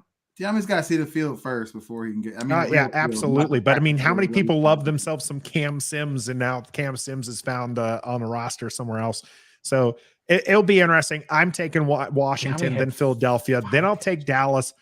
We all can agree here the Giants aren't anywhere near the wide receiver list. Like if we could, the three of us would probably rank ahead of the New York Giants. Right. Although that one dude who came on that they signed off the streets, he ended up having a really good year, and they ended up signing him for a few years. I can't even think of his name, but Hodgins, that's who. Yeah. I mean, he was pretty good, but him and Slayton and Sterling Shepard. Yeah. Sterling Shepard. He was injured again, unfortunately. They're drafting a receiver. They're drafting a receiver. Probably. Yeah. De'Ami had 5 catches this year. Yeah, and two in one game against 2 touchdowns. Yeah, two GDs. Isn't that insane? I mean, you just think that you can't you get drafted him in the 3rd round to be the partner with Terry, and he's basically done almost nothing in his 2 years. He had 12 catches his rookie year. He had 17 catches in 2 years from a 3rd rounder. Big believers, Cody. Another $2 donation, $1.99 here with Sam. Terry Dotson over 1,000 yards and 5+ touchdowns each. I mean, they'll get that with Taylor Heineke as their quarterback. Stop it. 1,000 yards and 5 TDs each. Oh yeah. Terry McLaurin's a lock for 1,000, and Jahan Dotson. It's 17 games now. Let's not forget they got that extra game. A full season. How many games did he miss? How many did Jahan Dotson miss? If you calculate that in there, he missed 3. He started 10 games. He played in 12. Okay, so he missed five games. 6 All right, so games, I think. he's probably only catching maybe another 15, 20 passes there, maybe. But he if had healthy. 523 yards. Yeah, so he'd probably finish around 50 catches, 700 yards if he had a full. He if was wasn't averaging injured. he was averaging 52 yards for 10 starts. That's bad. So if you Wide receiver another 50 yards in another 7 starts, it's another 350, 375. Yeah, You're so right still there. under You're 1,000. right there. Still under 1,000. 900 yards. Tommy with a great point. Washington got lucky getting Terry in the third round, right? I mean, we've talked that about was it before. Such a luck pick. Yeah, we've talked about it before. Guy was drafted to be a special teams player, and he's one of the top 15 wide receivers in the NFL right now. And he had 7 certainly- touchdowns, by the way, Dotson. Yeah, he was lighting it on fire in the red zone. Let's move on to the other skill position back there, running backs. Yeah. Brian Robinson, Antonio Gibson, some people wanting Austin Eckler, but that's not going to happen. So where does Washington stand? There's no Zeke anymore for Dallas. I think we're third. We're third Philly- first? Yeah, Third because or fourth. I think we got first. Philly lost Boobie Miles and replaced him with Rashad Penny, who barely has been healthy enough to have a career in NFL. Dallas lost Zeke. All they have is Tony Pollard, who's injury prone now, and then Ronald Jones. He's washed. Saquon Barkley, he's injury prone now. That's all they got with him there. And then we have Gibby, who's injury prone, but also very successful. And then B-Rob, who's also Gibby's always limping with his foot, his calf, his thigh. Something's always wrong with Gibby. I know Stoner's grabbing the information. it is. Are you just going to shake this one off and move along? It is. Ours is first, though. Ours is first. What's wrong with Did you say first, Trev? Bro, You said first. the Giants don't. Who outside Saquon? Who you handing the ball off to? I think they brought in Breida. Didn't they bring in Breida? Exactly. In Dallas, who are you handing the ball off to if Zeke and Tony Pollard are injured? Who you handing off to? Ronald Jones? Number one, you can't say at this point, since we're talking about the future, you can't say that these guys are going to be injured. Let's just talk about who they are. Tony Pollard, greater than sign anything Washington has. Saquon Barkley, greater than sign anything Washington has. Boobie Miles, or no, not Boobie, is it Sanders? There. Who stayed there? He's not there. Sanders is still there, right? Boston they Scott lost. stayed There's there. Boston Sanders, Scott. Boston Exactly. He's known as a giant. Is probably killer. on the same level as That's the Washington running backs. So that's what I'm saying. You know how I feel about Brian Robinson. Yeah, You don't want me to TJ get calling that you out. out there. Don't forget Stoner said B-Rob is a jag. That's right. TJ, I stopped that's what speaking said. for a good 2 minutes on no air. way I they're never gonna give go out down. dead air, but that time I just didn't have anything to say. We to have that two one. good backs in the room. The other three teams don't have two quality backs that can play either. Yeah, they do. Who are you serious Yeah. right now? Saquon Ronald and Jones? Breida. Saquon and Breida for real. Authentic, get in here, and I want authentic Breida. Come on. I mean, now. Saquon alone, just Is by what? himself, When he's is healthy? better than the two we have combined. I'm being realistic. He ain't done. Yeah. If he was that good, they would have extended him too. But what they do, they extended Daniel Jones, who threw for 15 touchdowns. Well, that's because that's a more important position. It's Saquon though. Saquon. Exactly. Hold on. I'm taking Saquon. I'm taking Pollard. I do 16 think that games started this year. Who? I do Saquon. think Washington can fit in third. I am interested, Cody, with another $1.99.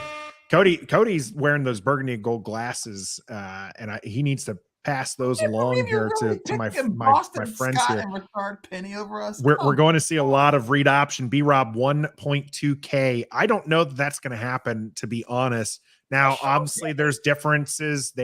Kansas City's got Patrick Mahomes and everything, but their leading rusher was Pachenko with only 170 attempts, 830 yards. I just don't know that we're going to see as much. I think we're going to see some successful running. Let me make sure that's clear. That was 4.9 average. So that's successful running.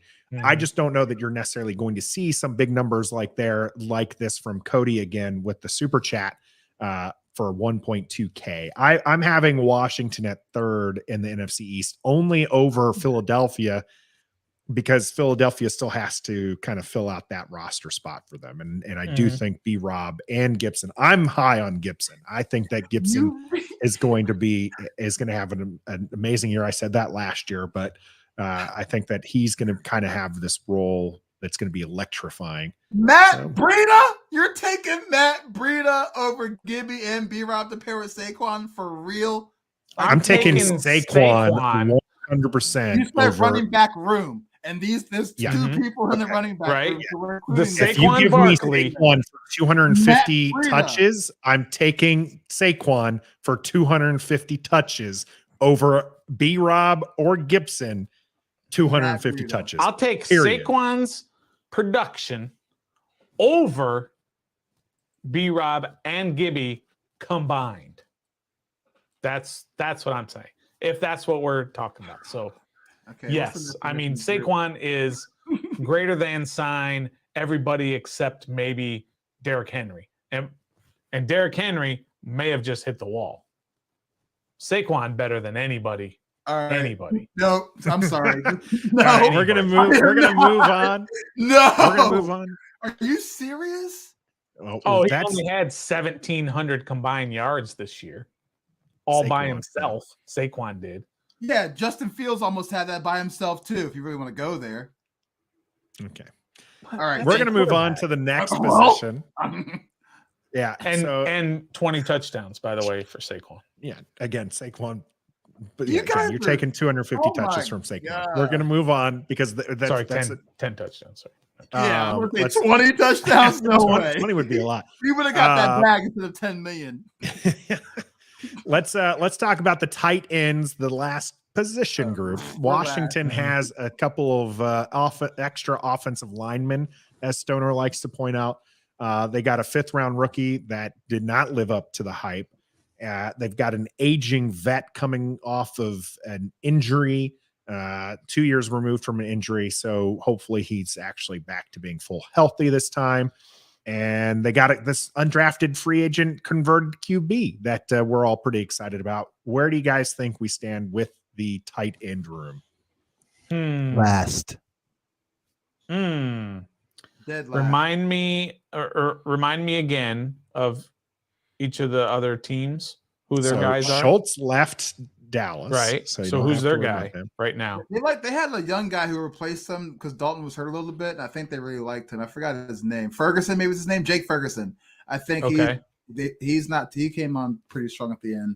All right. Dallas Goedert's in Philly. He's like the second coming of. He's still there. Zach Ertz. Yeah, he's nasty. Okay. Darren Waller just signed in New York. When he's healthy, he's a Pro Bowl tight end. 1B. We'll just say he's healthy. And then we got Logan Thomas. Yeah. And you really can't say anything about anybody else because they don't have anything to back it up. But we can talk all about what the coaches say about them, and they love the tight end room and all this, and they haven't done anything other than Logan. Yeah, no one's going to come out and publicly say, "Oh, we don't like the tight end room," but so I would probably say third because of Dallas's with this Ferguson and. I'm gonna look up Ferguson's stats over Logan Thomas's stats this past year, and I bet you Ferguson had more catches in production than Logan Thomas. And you'll change your mind. Okay, I'll take that bet. $1. I haven't looked it up. I'm just saying because you said Ferguson. You guys want Ferguson stats? Ferguson versus Logan. All right, Ferguson this regular season, had 22 targets, 174 yards, 19 receptions. 19 is pretty close to what Logan 19 had. receptions, 174 yards is what you're looking at. Logan's Said you already looked at him? Logan Thomas, 39 catches, 323 yards. You owe me $1, Trev. I'd take PayPal, Cash App, Venmo, whatever.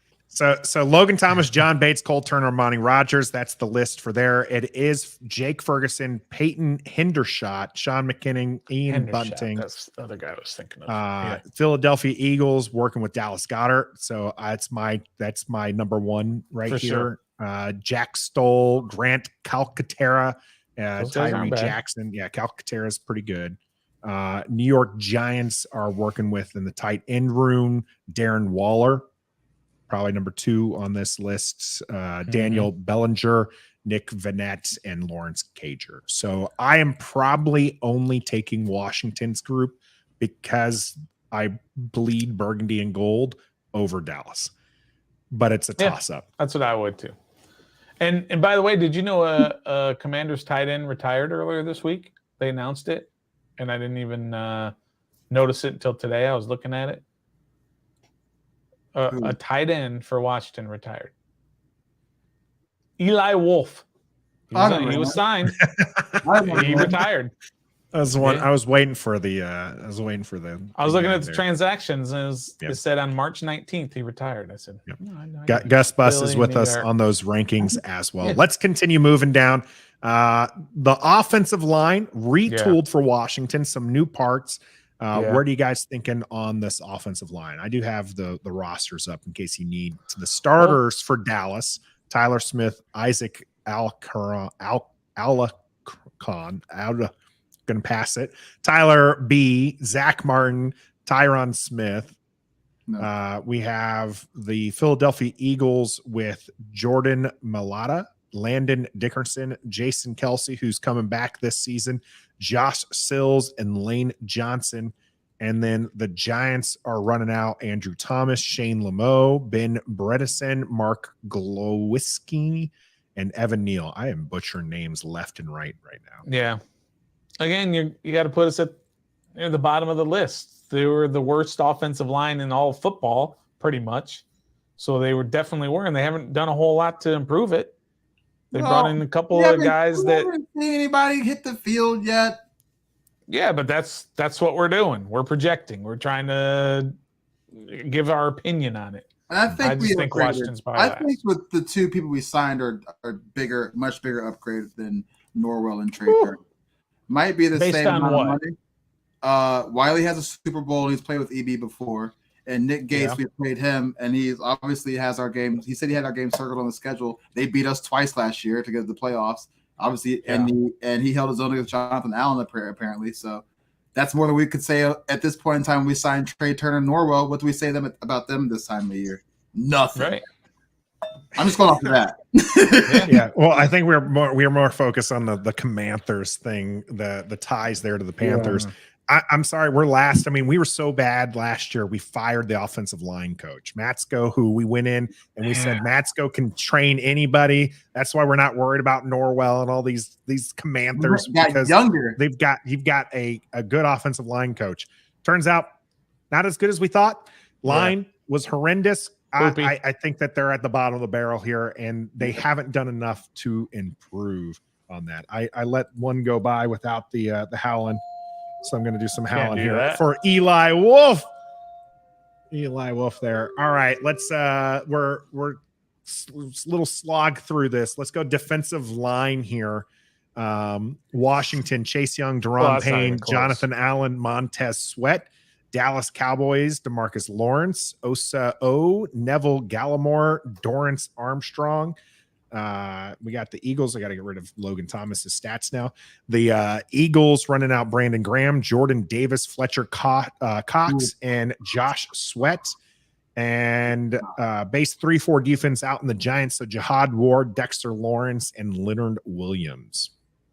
I think all four have very good. This is the strongest point of each of these teams. Like this is going to be the hardest one, I think, to rank because they're just all really good. Yeah. I'm going to go Philly first only because they led the league in sacks last year with 70-some, almost broke the record. But they did lose. They lost some pieces Hargrave. Mm-hmm. They did. And they got that kid from Georgia, Jordan Davis, who was hurt as a rookie last year. He's true.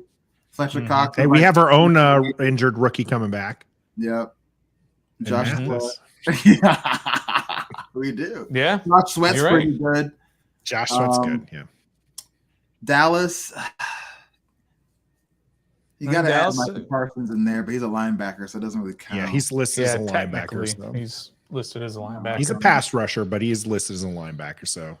And then Giants, they're pretty. Mm-hmm. Ward, Lawrence, and Williams. That's a pretty good stout three there. And then you have Kayvon Thibodeau, who's a pass rusher, kind of in the same vein.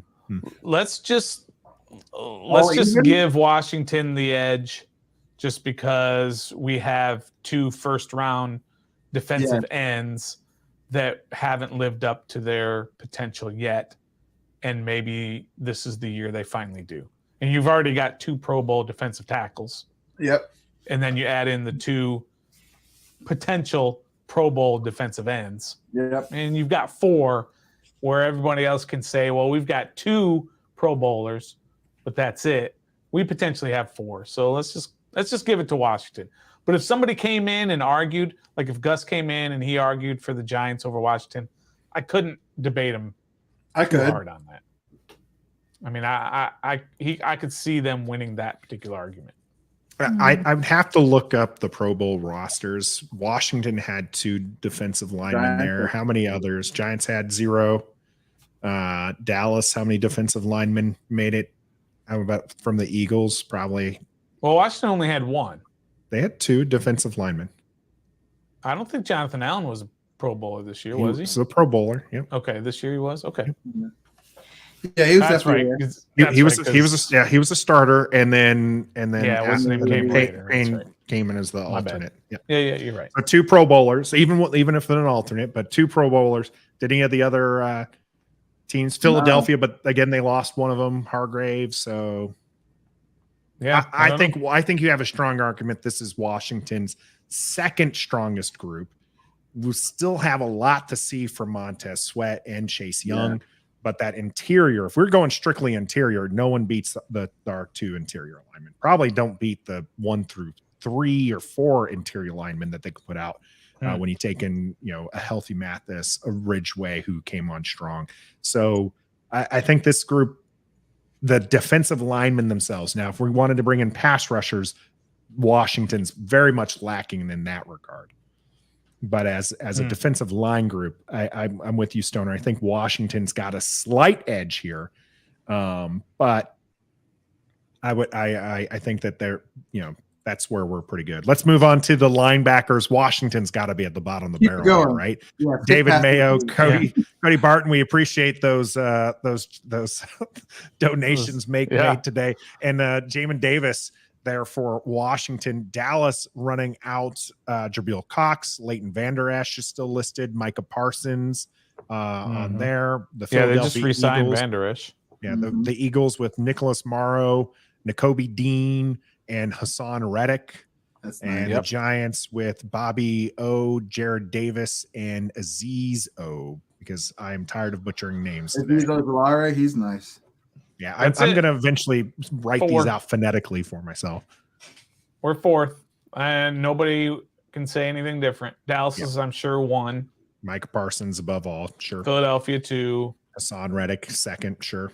Yep, and Thibodeau, if he comes out of on his own, perhaps could be pretty darn good there. But even then Bobby O, Jared Davis, yep. Fair enough. I think that's fair. Washington pretty weak on that regard. Washington's also not too good. We're just going to do the defensive backfield here because they often work as a group. So cornerbacks and safeties. As much as we love Cam Curl and Defoe was coming on pretty strong. I like Kendall Fuller, Benjamin St-Juste not seeing the field all that much because of injuries. That's your starting backfield there. Where are we standing on this one against Dallas, who has Gilmore, Curse, Wilson, and Diggs? We got the Eagles with Wallace, Blankenship, and Darius Slay and Bradbury. And then the Giants with Adoree Jackson, Jason Pinnock, Xavier McKinney, and Bobby McCain. And old Bobby McCain is over there now. Yep. That's a tough one. I do like our safety group. I'm not too impressed with the corners. All these others, they've lost guys, but they still have really strong. Like Philadelphia lost. Did they lose both their safeties? But they brought back both of their corners. Bradbury and Slay. Those are 2 studs. And all the guys you have now in Dallas, you've got Gilmore and Diggs. And they've got 2 really good safeties. Man, I would probably put Washington and the Giants lost Love. I know that, right? I can't brought and replaced him with McCain. That's a huge downgrade, if you ask me. I'd probably put Washington third. I'd put him ahead of the Giants, I think. But I really like Dallas's. Just give Bobby another slight and just put him behind the team that cut him. Yeah, absolutely. Just because of who he's replacing. I thought Julian Love was a really good safety, and now he's gone. They have him listed as the right cornerback, by the way. Who's that? Bobby McCain. Oh, they got him listed at corner. Yeah, Jason Pinnock and Xavier McKinney are your safeties out there. And who and who? By the way, Landon Collins is second on the depth chart right now. Behind Pinnock. Oh, behind their safeties. Yeah, Mm-hmm. Yeah, I would probably put Washington third on that.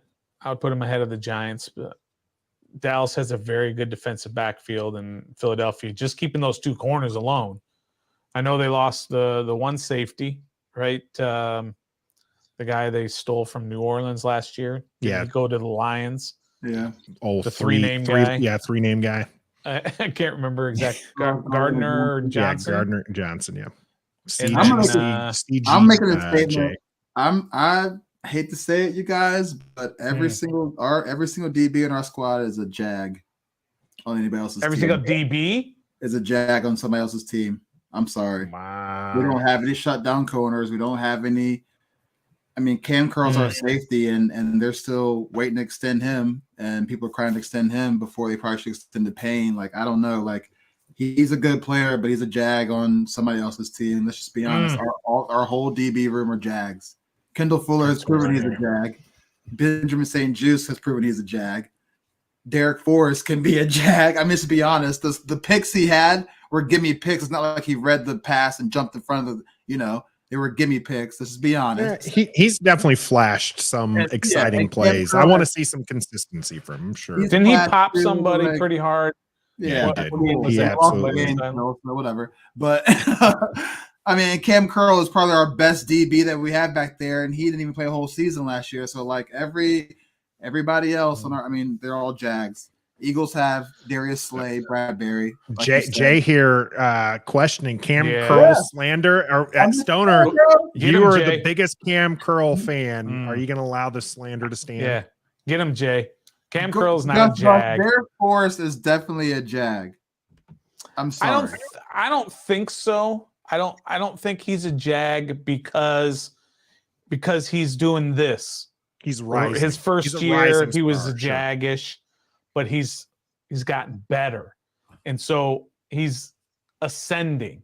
A Jag to me is somebody who's proven year after year after year that they're just an average player. Bro, if we missed Forrest the game, is ascending. If he missed the game, we wouldn't be missing anything on defense if he missed the game. Let's be honest. Be honest. His replacement would be who? Butler? Percy Butler? Yeah. Or Jeremy Reeves. Or Reeves? Currently I don't know. We're going to find Percy out. Butler.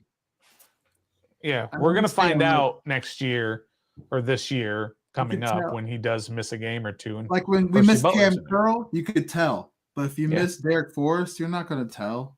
I don't know. We'll see.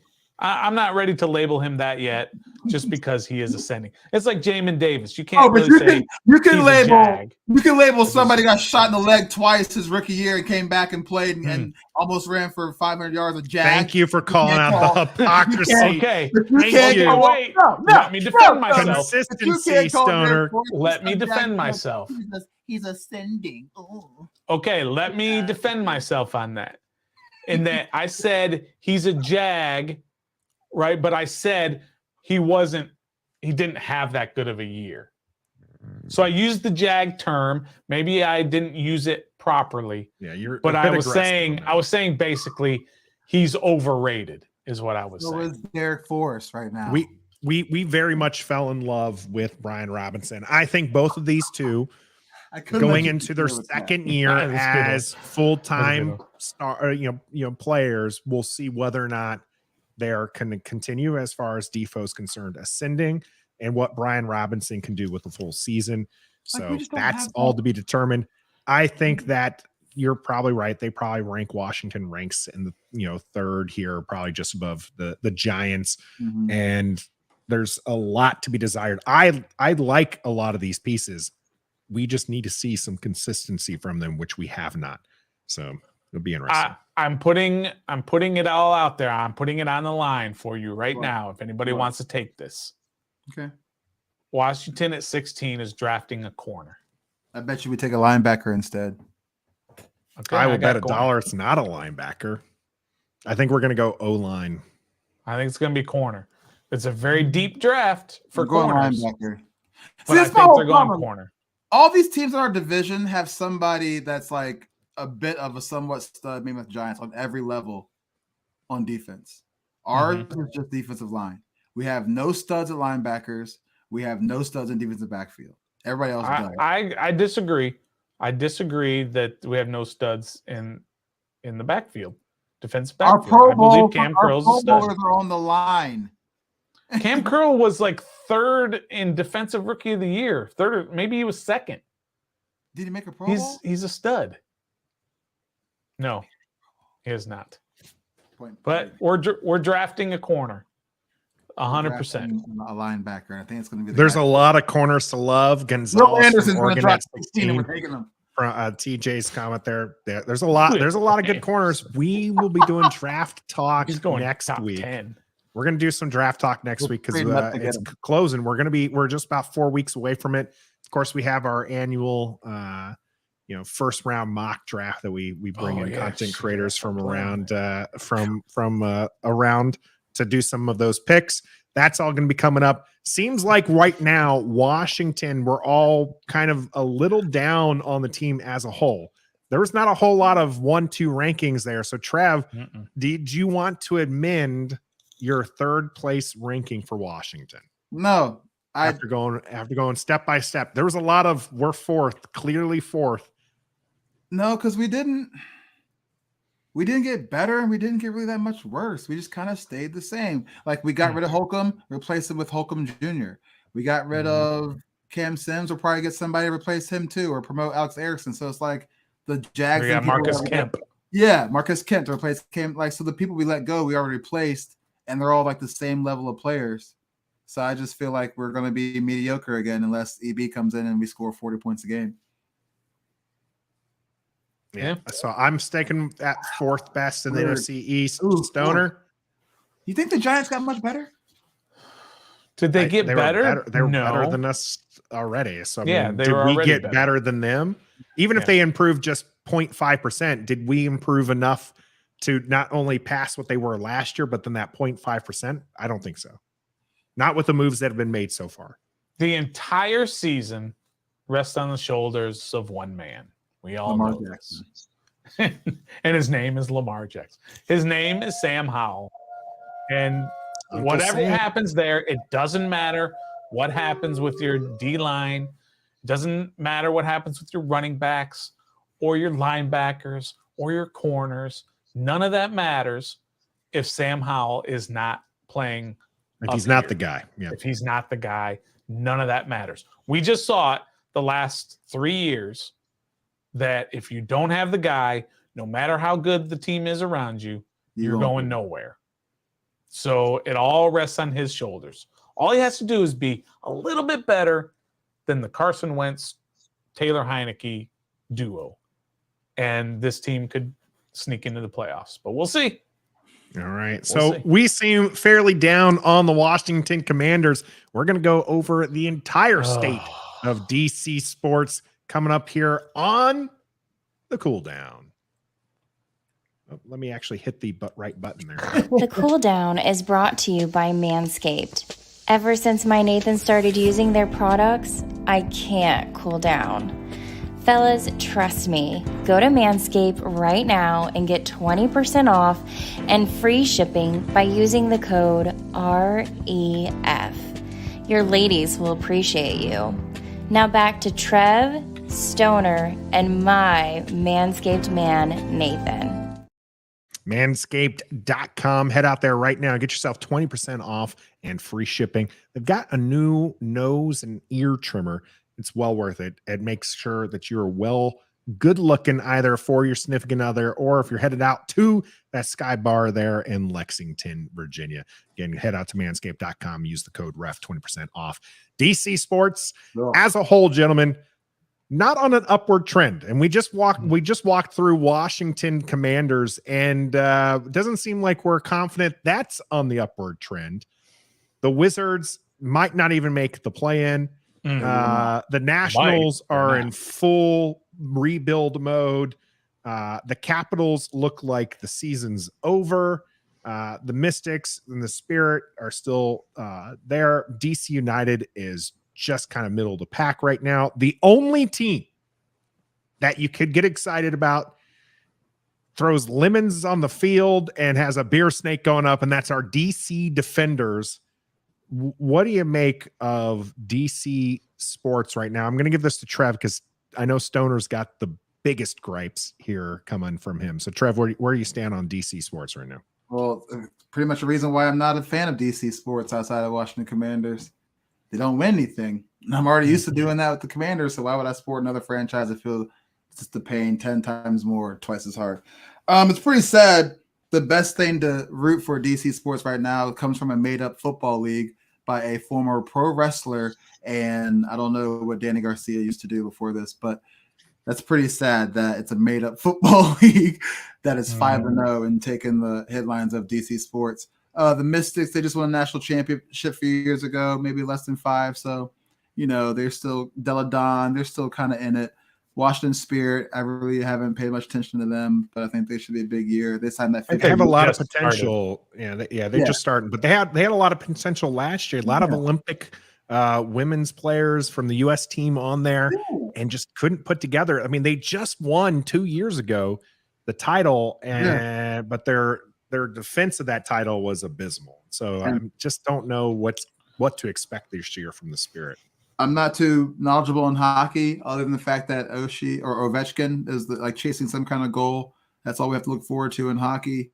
The Nationals, I can just tell by now, they are dead last, probably in everything, because they got rid of everybody and didn't bring anybody else in. They don't even know who's owning the team yet. Still, correct? Correct. Yeah, and then the Wizards blow the whole team up. Bradley Beal got to go because he's hurt one night, then he plays another night, scores 30, and he's too tired and hurt the next night, then he comes back. KP's the same way. Kyle Kuzma's all about himself. Blow the whole squad up, start new. They ain't making the playoffs or the play-in, and I'm going to turn over to Stoner. That's right. There's just 2 thumbs down. DC sports. Yeah, I can't argue with that. I'll say something that maybe is a little bit blasphemous, and that I don't consider, don't get mad. I don't consider the Spirit and the Mystics and the Defenders and the United as the DC sports landscape. Bro, you can't go with the big 4. I just go with the big 4. The Mystics are the literal opposite of the Wizards. They're a WNBA team. Okay. And what's their record? They haven't played yet. Okay. When do they start? They've won. I tell you this, they won a championship more recent than the Wizards did. Okay. A lot of teams have done that. Who cares? You got to count. Did you go to the parade? All right, come on. Yeah, there was a Did you go to the parade. I did go to the parade. Natasha, the Cloud, and I gave each other a hug. So take that. Okay, and that's fine. Give those teams their props or whatever. But I only talk about the big 4, the ones that I really pay attention to. The Mystics going to run, I'll cheer for them, but I'll look at the box score. I'm really surprised that you're not a DC United fan, given our time in Germany and FCK and Rooney was that's a name hire. He's not actually a good coach, but we don't know that yet. He's not a good coach. He's only in his 2nd year. He's not a good coach. We'll see. He's not a good coach. All right, go ahead, Stoner. I'm a fan. Yeah, because they're a DC team, but I'm not going to pay attention to them. I check the box score the next day. That sounds I don't better make an appointment viewing. They don't count. That sounds way better than saying you're not counting. All right. Yeah, that's a lot better. 4. Yeah. All right, the big 4. Come on. The Nats the last 3 years, last place. Oh, it's gonna be 4 years in the division. And this year, right, they're gonna finish in last place again. And this is coming off their World Series win. The last 3 years after the World Series win, they've been in last. And they will be in last place in the division again this year. The Caps, they were second. This is 3 years ago. They were second, but they lost in the first round. Last year, they were 8th, and they lost in the first round. This year, they're not going to make the playoffs. Oh, well, aren't they That's got a lot of so good. injuries too? Isn't Backstrom still hurt? There's No, been he's there's playing. been They've there's had been some tons injuries, of yeah. injuries, and that's Yeah. fine. But they just don't have the roster. Yeah, they're an aged roster. That's probably the biggest problem. Is they're They're not even very going to make old the roster. playoffs. They played last night, the absolute worst team in the entire NHL, at home on a night that they were celebrating Ovechkin getting to second place all time in goals. Yeah. They got up 3-0 on the worst team, and they lost. That was an embarrassing loss. Was it last 8-7, right? When their season is on the line, they basically have to win 95% of their remaining games, and they lost to the worst team in hockey at home on Ovechkin's night after a 3-0 lead. And by the way, a 5-2 lead as well. That they blew that as well. They lost 7-6 7-6. That's what it is. to a terrible Yeah. hockey team. Then the Wiz, they were 8th place 3 years ago. That was the Westbrook year when they went on that run to get into 8th place. Then they lost in the first round. Sixers got waxed. Yeah, one to play in. Last year they were 12th, didn't make the play-in or playoffs. This year they're not going to make the play-in/playoffs. And then, of course, you have the Commanders. They had the 1 year 3 years ago where they were 7-9. Yeah, they made the playoffs. Ooh, whatever. Taylor Heineke! And then last year, 2 years ago, they were 7-10, and then this year they were 8-1. It's just absolutely dreadful all the way around, and it sucks. It sucks because it ruins every night of the week when, like last night, when you had both teams playing and both teams should have won. You had the Wizards playing the Magic, for crying out loud. They couldn't beat the Magic. No, dog. Even without Kuzma. It's like Sunday Night Football against the Giants, and the season's on the line. A win literally, it more than likely puts you into the playoffs. Yeah, and you throw up a dud. Yeah, exactly. Taylor That's what it's been Heineke. like, and it's just Been like, sucks. Yeah. Shout out here to Clifton real quick for the $5 super sticker. We appreciate that. Super chat is open. That's another $5 to the Skybar super chat. We get to $50 on the night. You head out to Skybar. You get keeping track over there. We've had 2, 2, 2. What did I say? 10, and then another 3. So roughly, I go back and I check afterwards. We're not quite there to the $50 yet. Just like most of these teams aren't even close to 500. They're pretty bad. If you were to rank the futures, actually, let me not do the ranking thing real quick, because I think TJ had a wonderful comment here that I wanted to bring up again and talk about. And let me see if I can't find it. Yes, perfect. TJ, thank you for this one. Nats and Caps are the example of winning a ring and then being bad for 19 years. Obviously, the Nats are just in the start of this, so no telling whether or not they're going to be bad. The Caps, again, just kind of in the start of that, kind of whether or not they're going to be bad, but they are one and done as far as championships. Okay. If you take that championship, and for the next, like the 19 years afterwards, they are never going to be that good again. Was it worth it, Stoner? 100%. Absolutely. Those are memories that I have from 2018 and 2019. I'll never be able to replace those. The parades, the games, the tension, the winning, the celebration, all of that. You can't replace those memories. And it's absolutely worth it if they ended up losing forever and ever. Now, since then, they've done nothing but lose. But before that, both of these organizations have been fantastic leading up to that. They are in the playoffs and right there with it. Yeah, you got that one, right? Yep. And I got my Stars and Stripes. I was overseas in Aviano, Italy. Had to make sure to get this. I got one. Caps one. Yeah. It's you're right. Those memories are worth it. In Washington, if Sam Howell has the best season of anybody's life and they win the Super Bowl, but then they're bad for another 19 years with a new owner, I don't think we would really complain too much if we at least had one more shot at glory. Do you remember 2012? Do you guys remember 2012. How special electric that the was. RG3 year was, that rookie season. Just beautiful. It was amazing. The memories of that year, of that season, of starting, would they start 3-6? And Shanny was just like, all right, we're going to evaluate these guys for the future. The season's basically done. And then they got RG3 to agree to run the ball more. And then they just went on this run. And it was amazing to watch week in and week out, knowing that you had a chance to win, a good chance to win, and go to the playoffs and do something in the playoffs.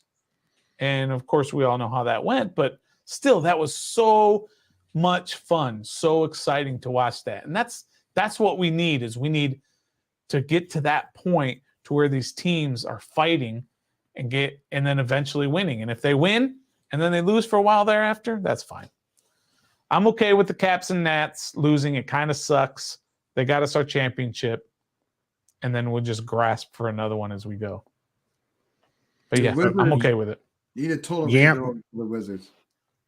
Yeah, the Wiz need to do a rebuild. That they are holding on, and it's not going anywhere. We are never going to be Team Tank here on Ref the District, but as far as like what the team needs to do, is they do need to put themselves in position to actually get a player who's going to be a difference maker that's not named Bradley Beal. Yam asks here, why is it so many other cities, New York, Boston, LA, even Pittsburgh, can have so much success across multiple leagues for so long, but DC never can? They've put together some championship seasons. Mystics have won, the Spirit have won, obviously the Nats have won, the Capitals have won. DC United was very strong in the beginning of the MLS. Washington, though, hasn't won for 40 years. The DC Defenders, kind of a nascent team, even though they're undefeated right now, it is a very small league, very small piece of the pie. If Stoner is begrudgingly, talking about some of these other teams, the Defenders don't even make it as much as the WNBA players, I believe. So, that championship still counts. All those championships still count, regardless whether or not Stoner believes they do or whether or not he wants to talk about them.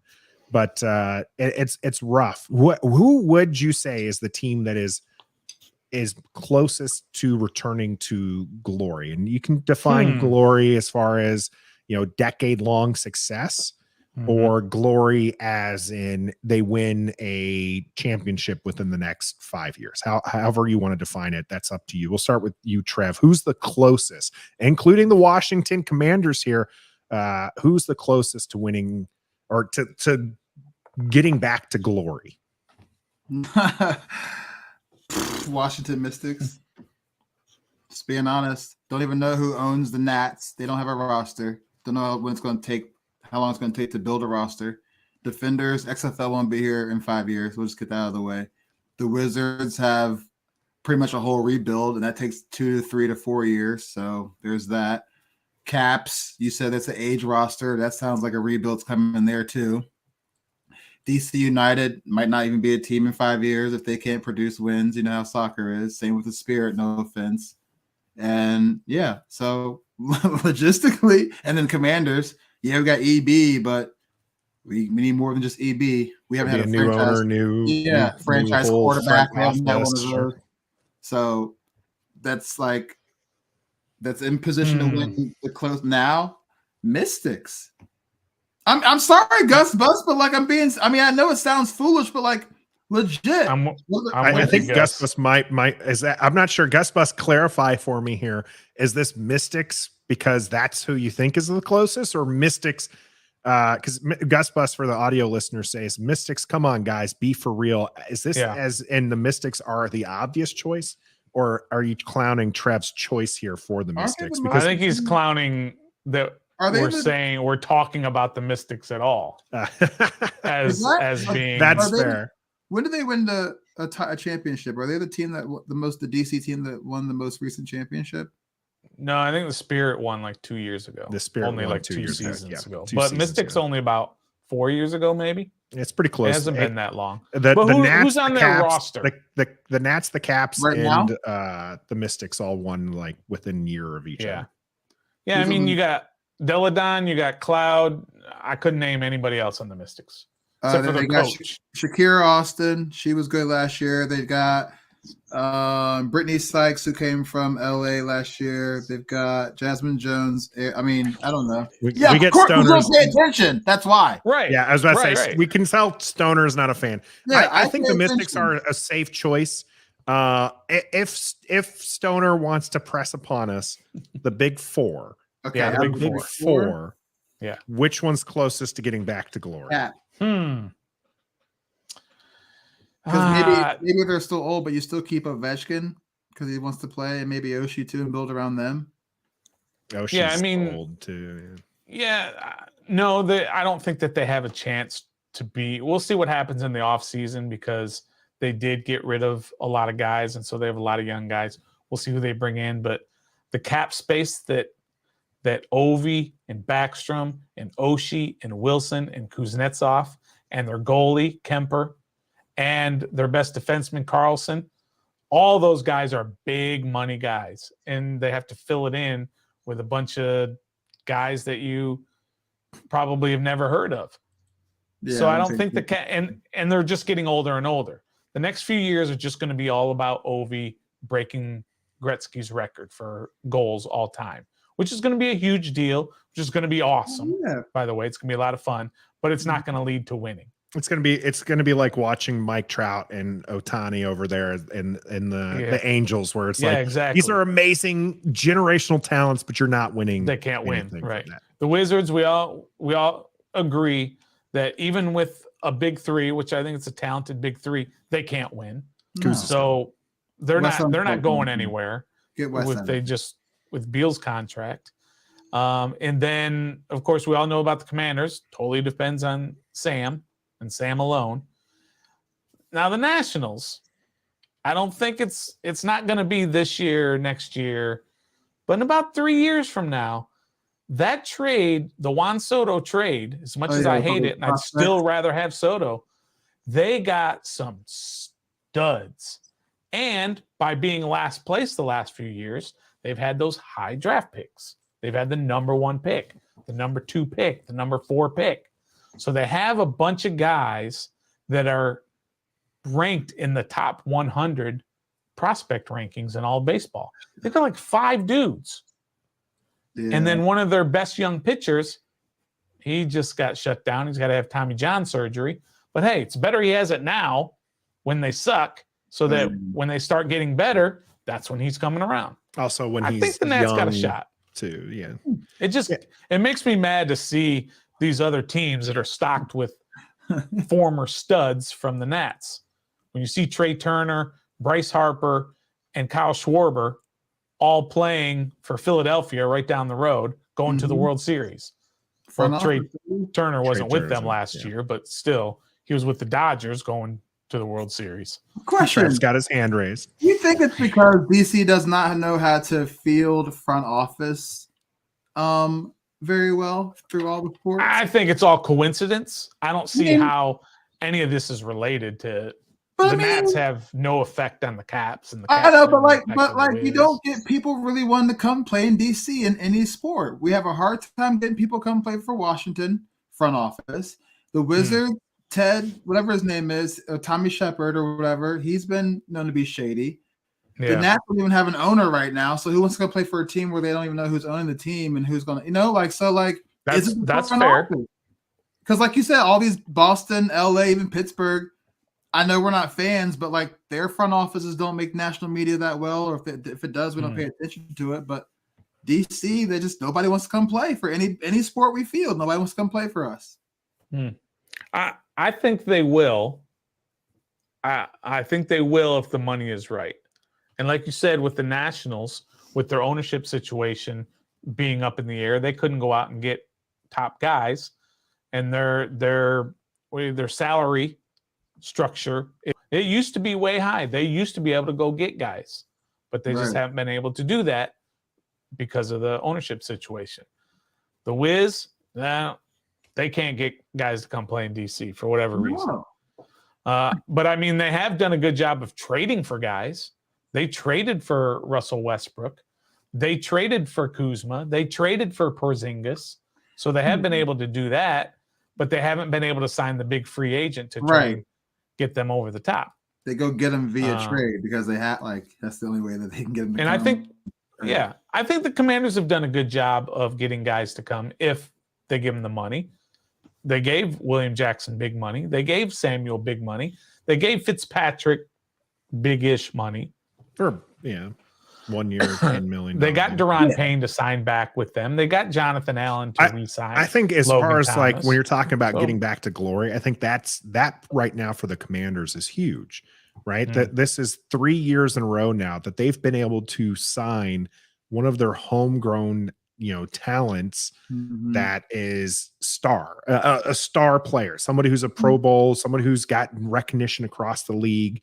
And that's big. And if they continue to be able to hit on, a stud in the draft and sign them long term, then I think Washington Commanders could be a team that, if things go right, could hit a patch of glory. Right now, whether or not that's a championship, if that's a Lombardi trophy, or whether or not that's just a decade plus of, good play, a lot of that's going to be, you're right, riding on Sam Howell. So I think that's the biggest question mark there. But I think that they have a lot that's trending upwards, even if you don't believe in the coach, which there's definitely reason not to. The roster, I think, is in a place where maybe we're seeing that upward trend and could compete and do well, even if we just spent about an hour dogging them and ranking them below the rest of the NFC East. I agree with you, Stoner. Nationals, I think that, in 4 or 5 years, we're going to be talking about them in a positive light again. It just feels forever away. And the Wizards, I think, are going to be just bad for a while, as long as Bradley Beal is still earning a paycheck here in DC. I know we differ on that one, Stoner. I know we differ on that one. I'm not saying Bradley Beal's bad. I'm not saying he's bad. I'm just saying he is he's a number 2 being paid like a number 1, and he doesn't have he's not going to carry this roster, even with Kuz and Porzingis. And then the Capitals, I think that we're going to have to suffer through some very, very bad years post OV. And it's a shame that OV's chase for greatness is going to be marred in a losing season. Yeah, but it probably won't matter that much, just because it'll be a lot of fun watching him chase. Oh, yeah. Oh, we're going to be excited. Just like we're excited. A couple of years. Yeah. So hey, we'll see. Got a game Monday. 6-0. Yeah, they do. DC Defenders going for 6-0 on Monday. We'll be back on Wednesday, not talking DC Defenders. We'll be back on the Washington Commanders. We're going to be talking the draft. You're not going to want to miss it. We're live every Wednesday here on YouTube, Facebook, and Twitter. We appreciate all the super chats today. We appreciate everybody jumping in the chat. Jeffrey, TJ, Michael, Yam, Gus, Doug was in there earlier. We got Tim in the house. Caleb, of course, Clifton, trying to scroll up as quickly as possible to catch some of those names. We appreciate you. Trout was in there. Jay was in there. We had our man Cody Barton, John, Tommy T in the house. We appreciate you all. Thank you. Make sure you hit that like button, subscribe to the channel, and until next time. Yeah, we suck. Be a fan.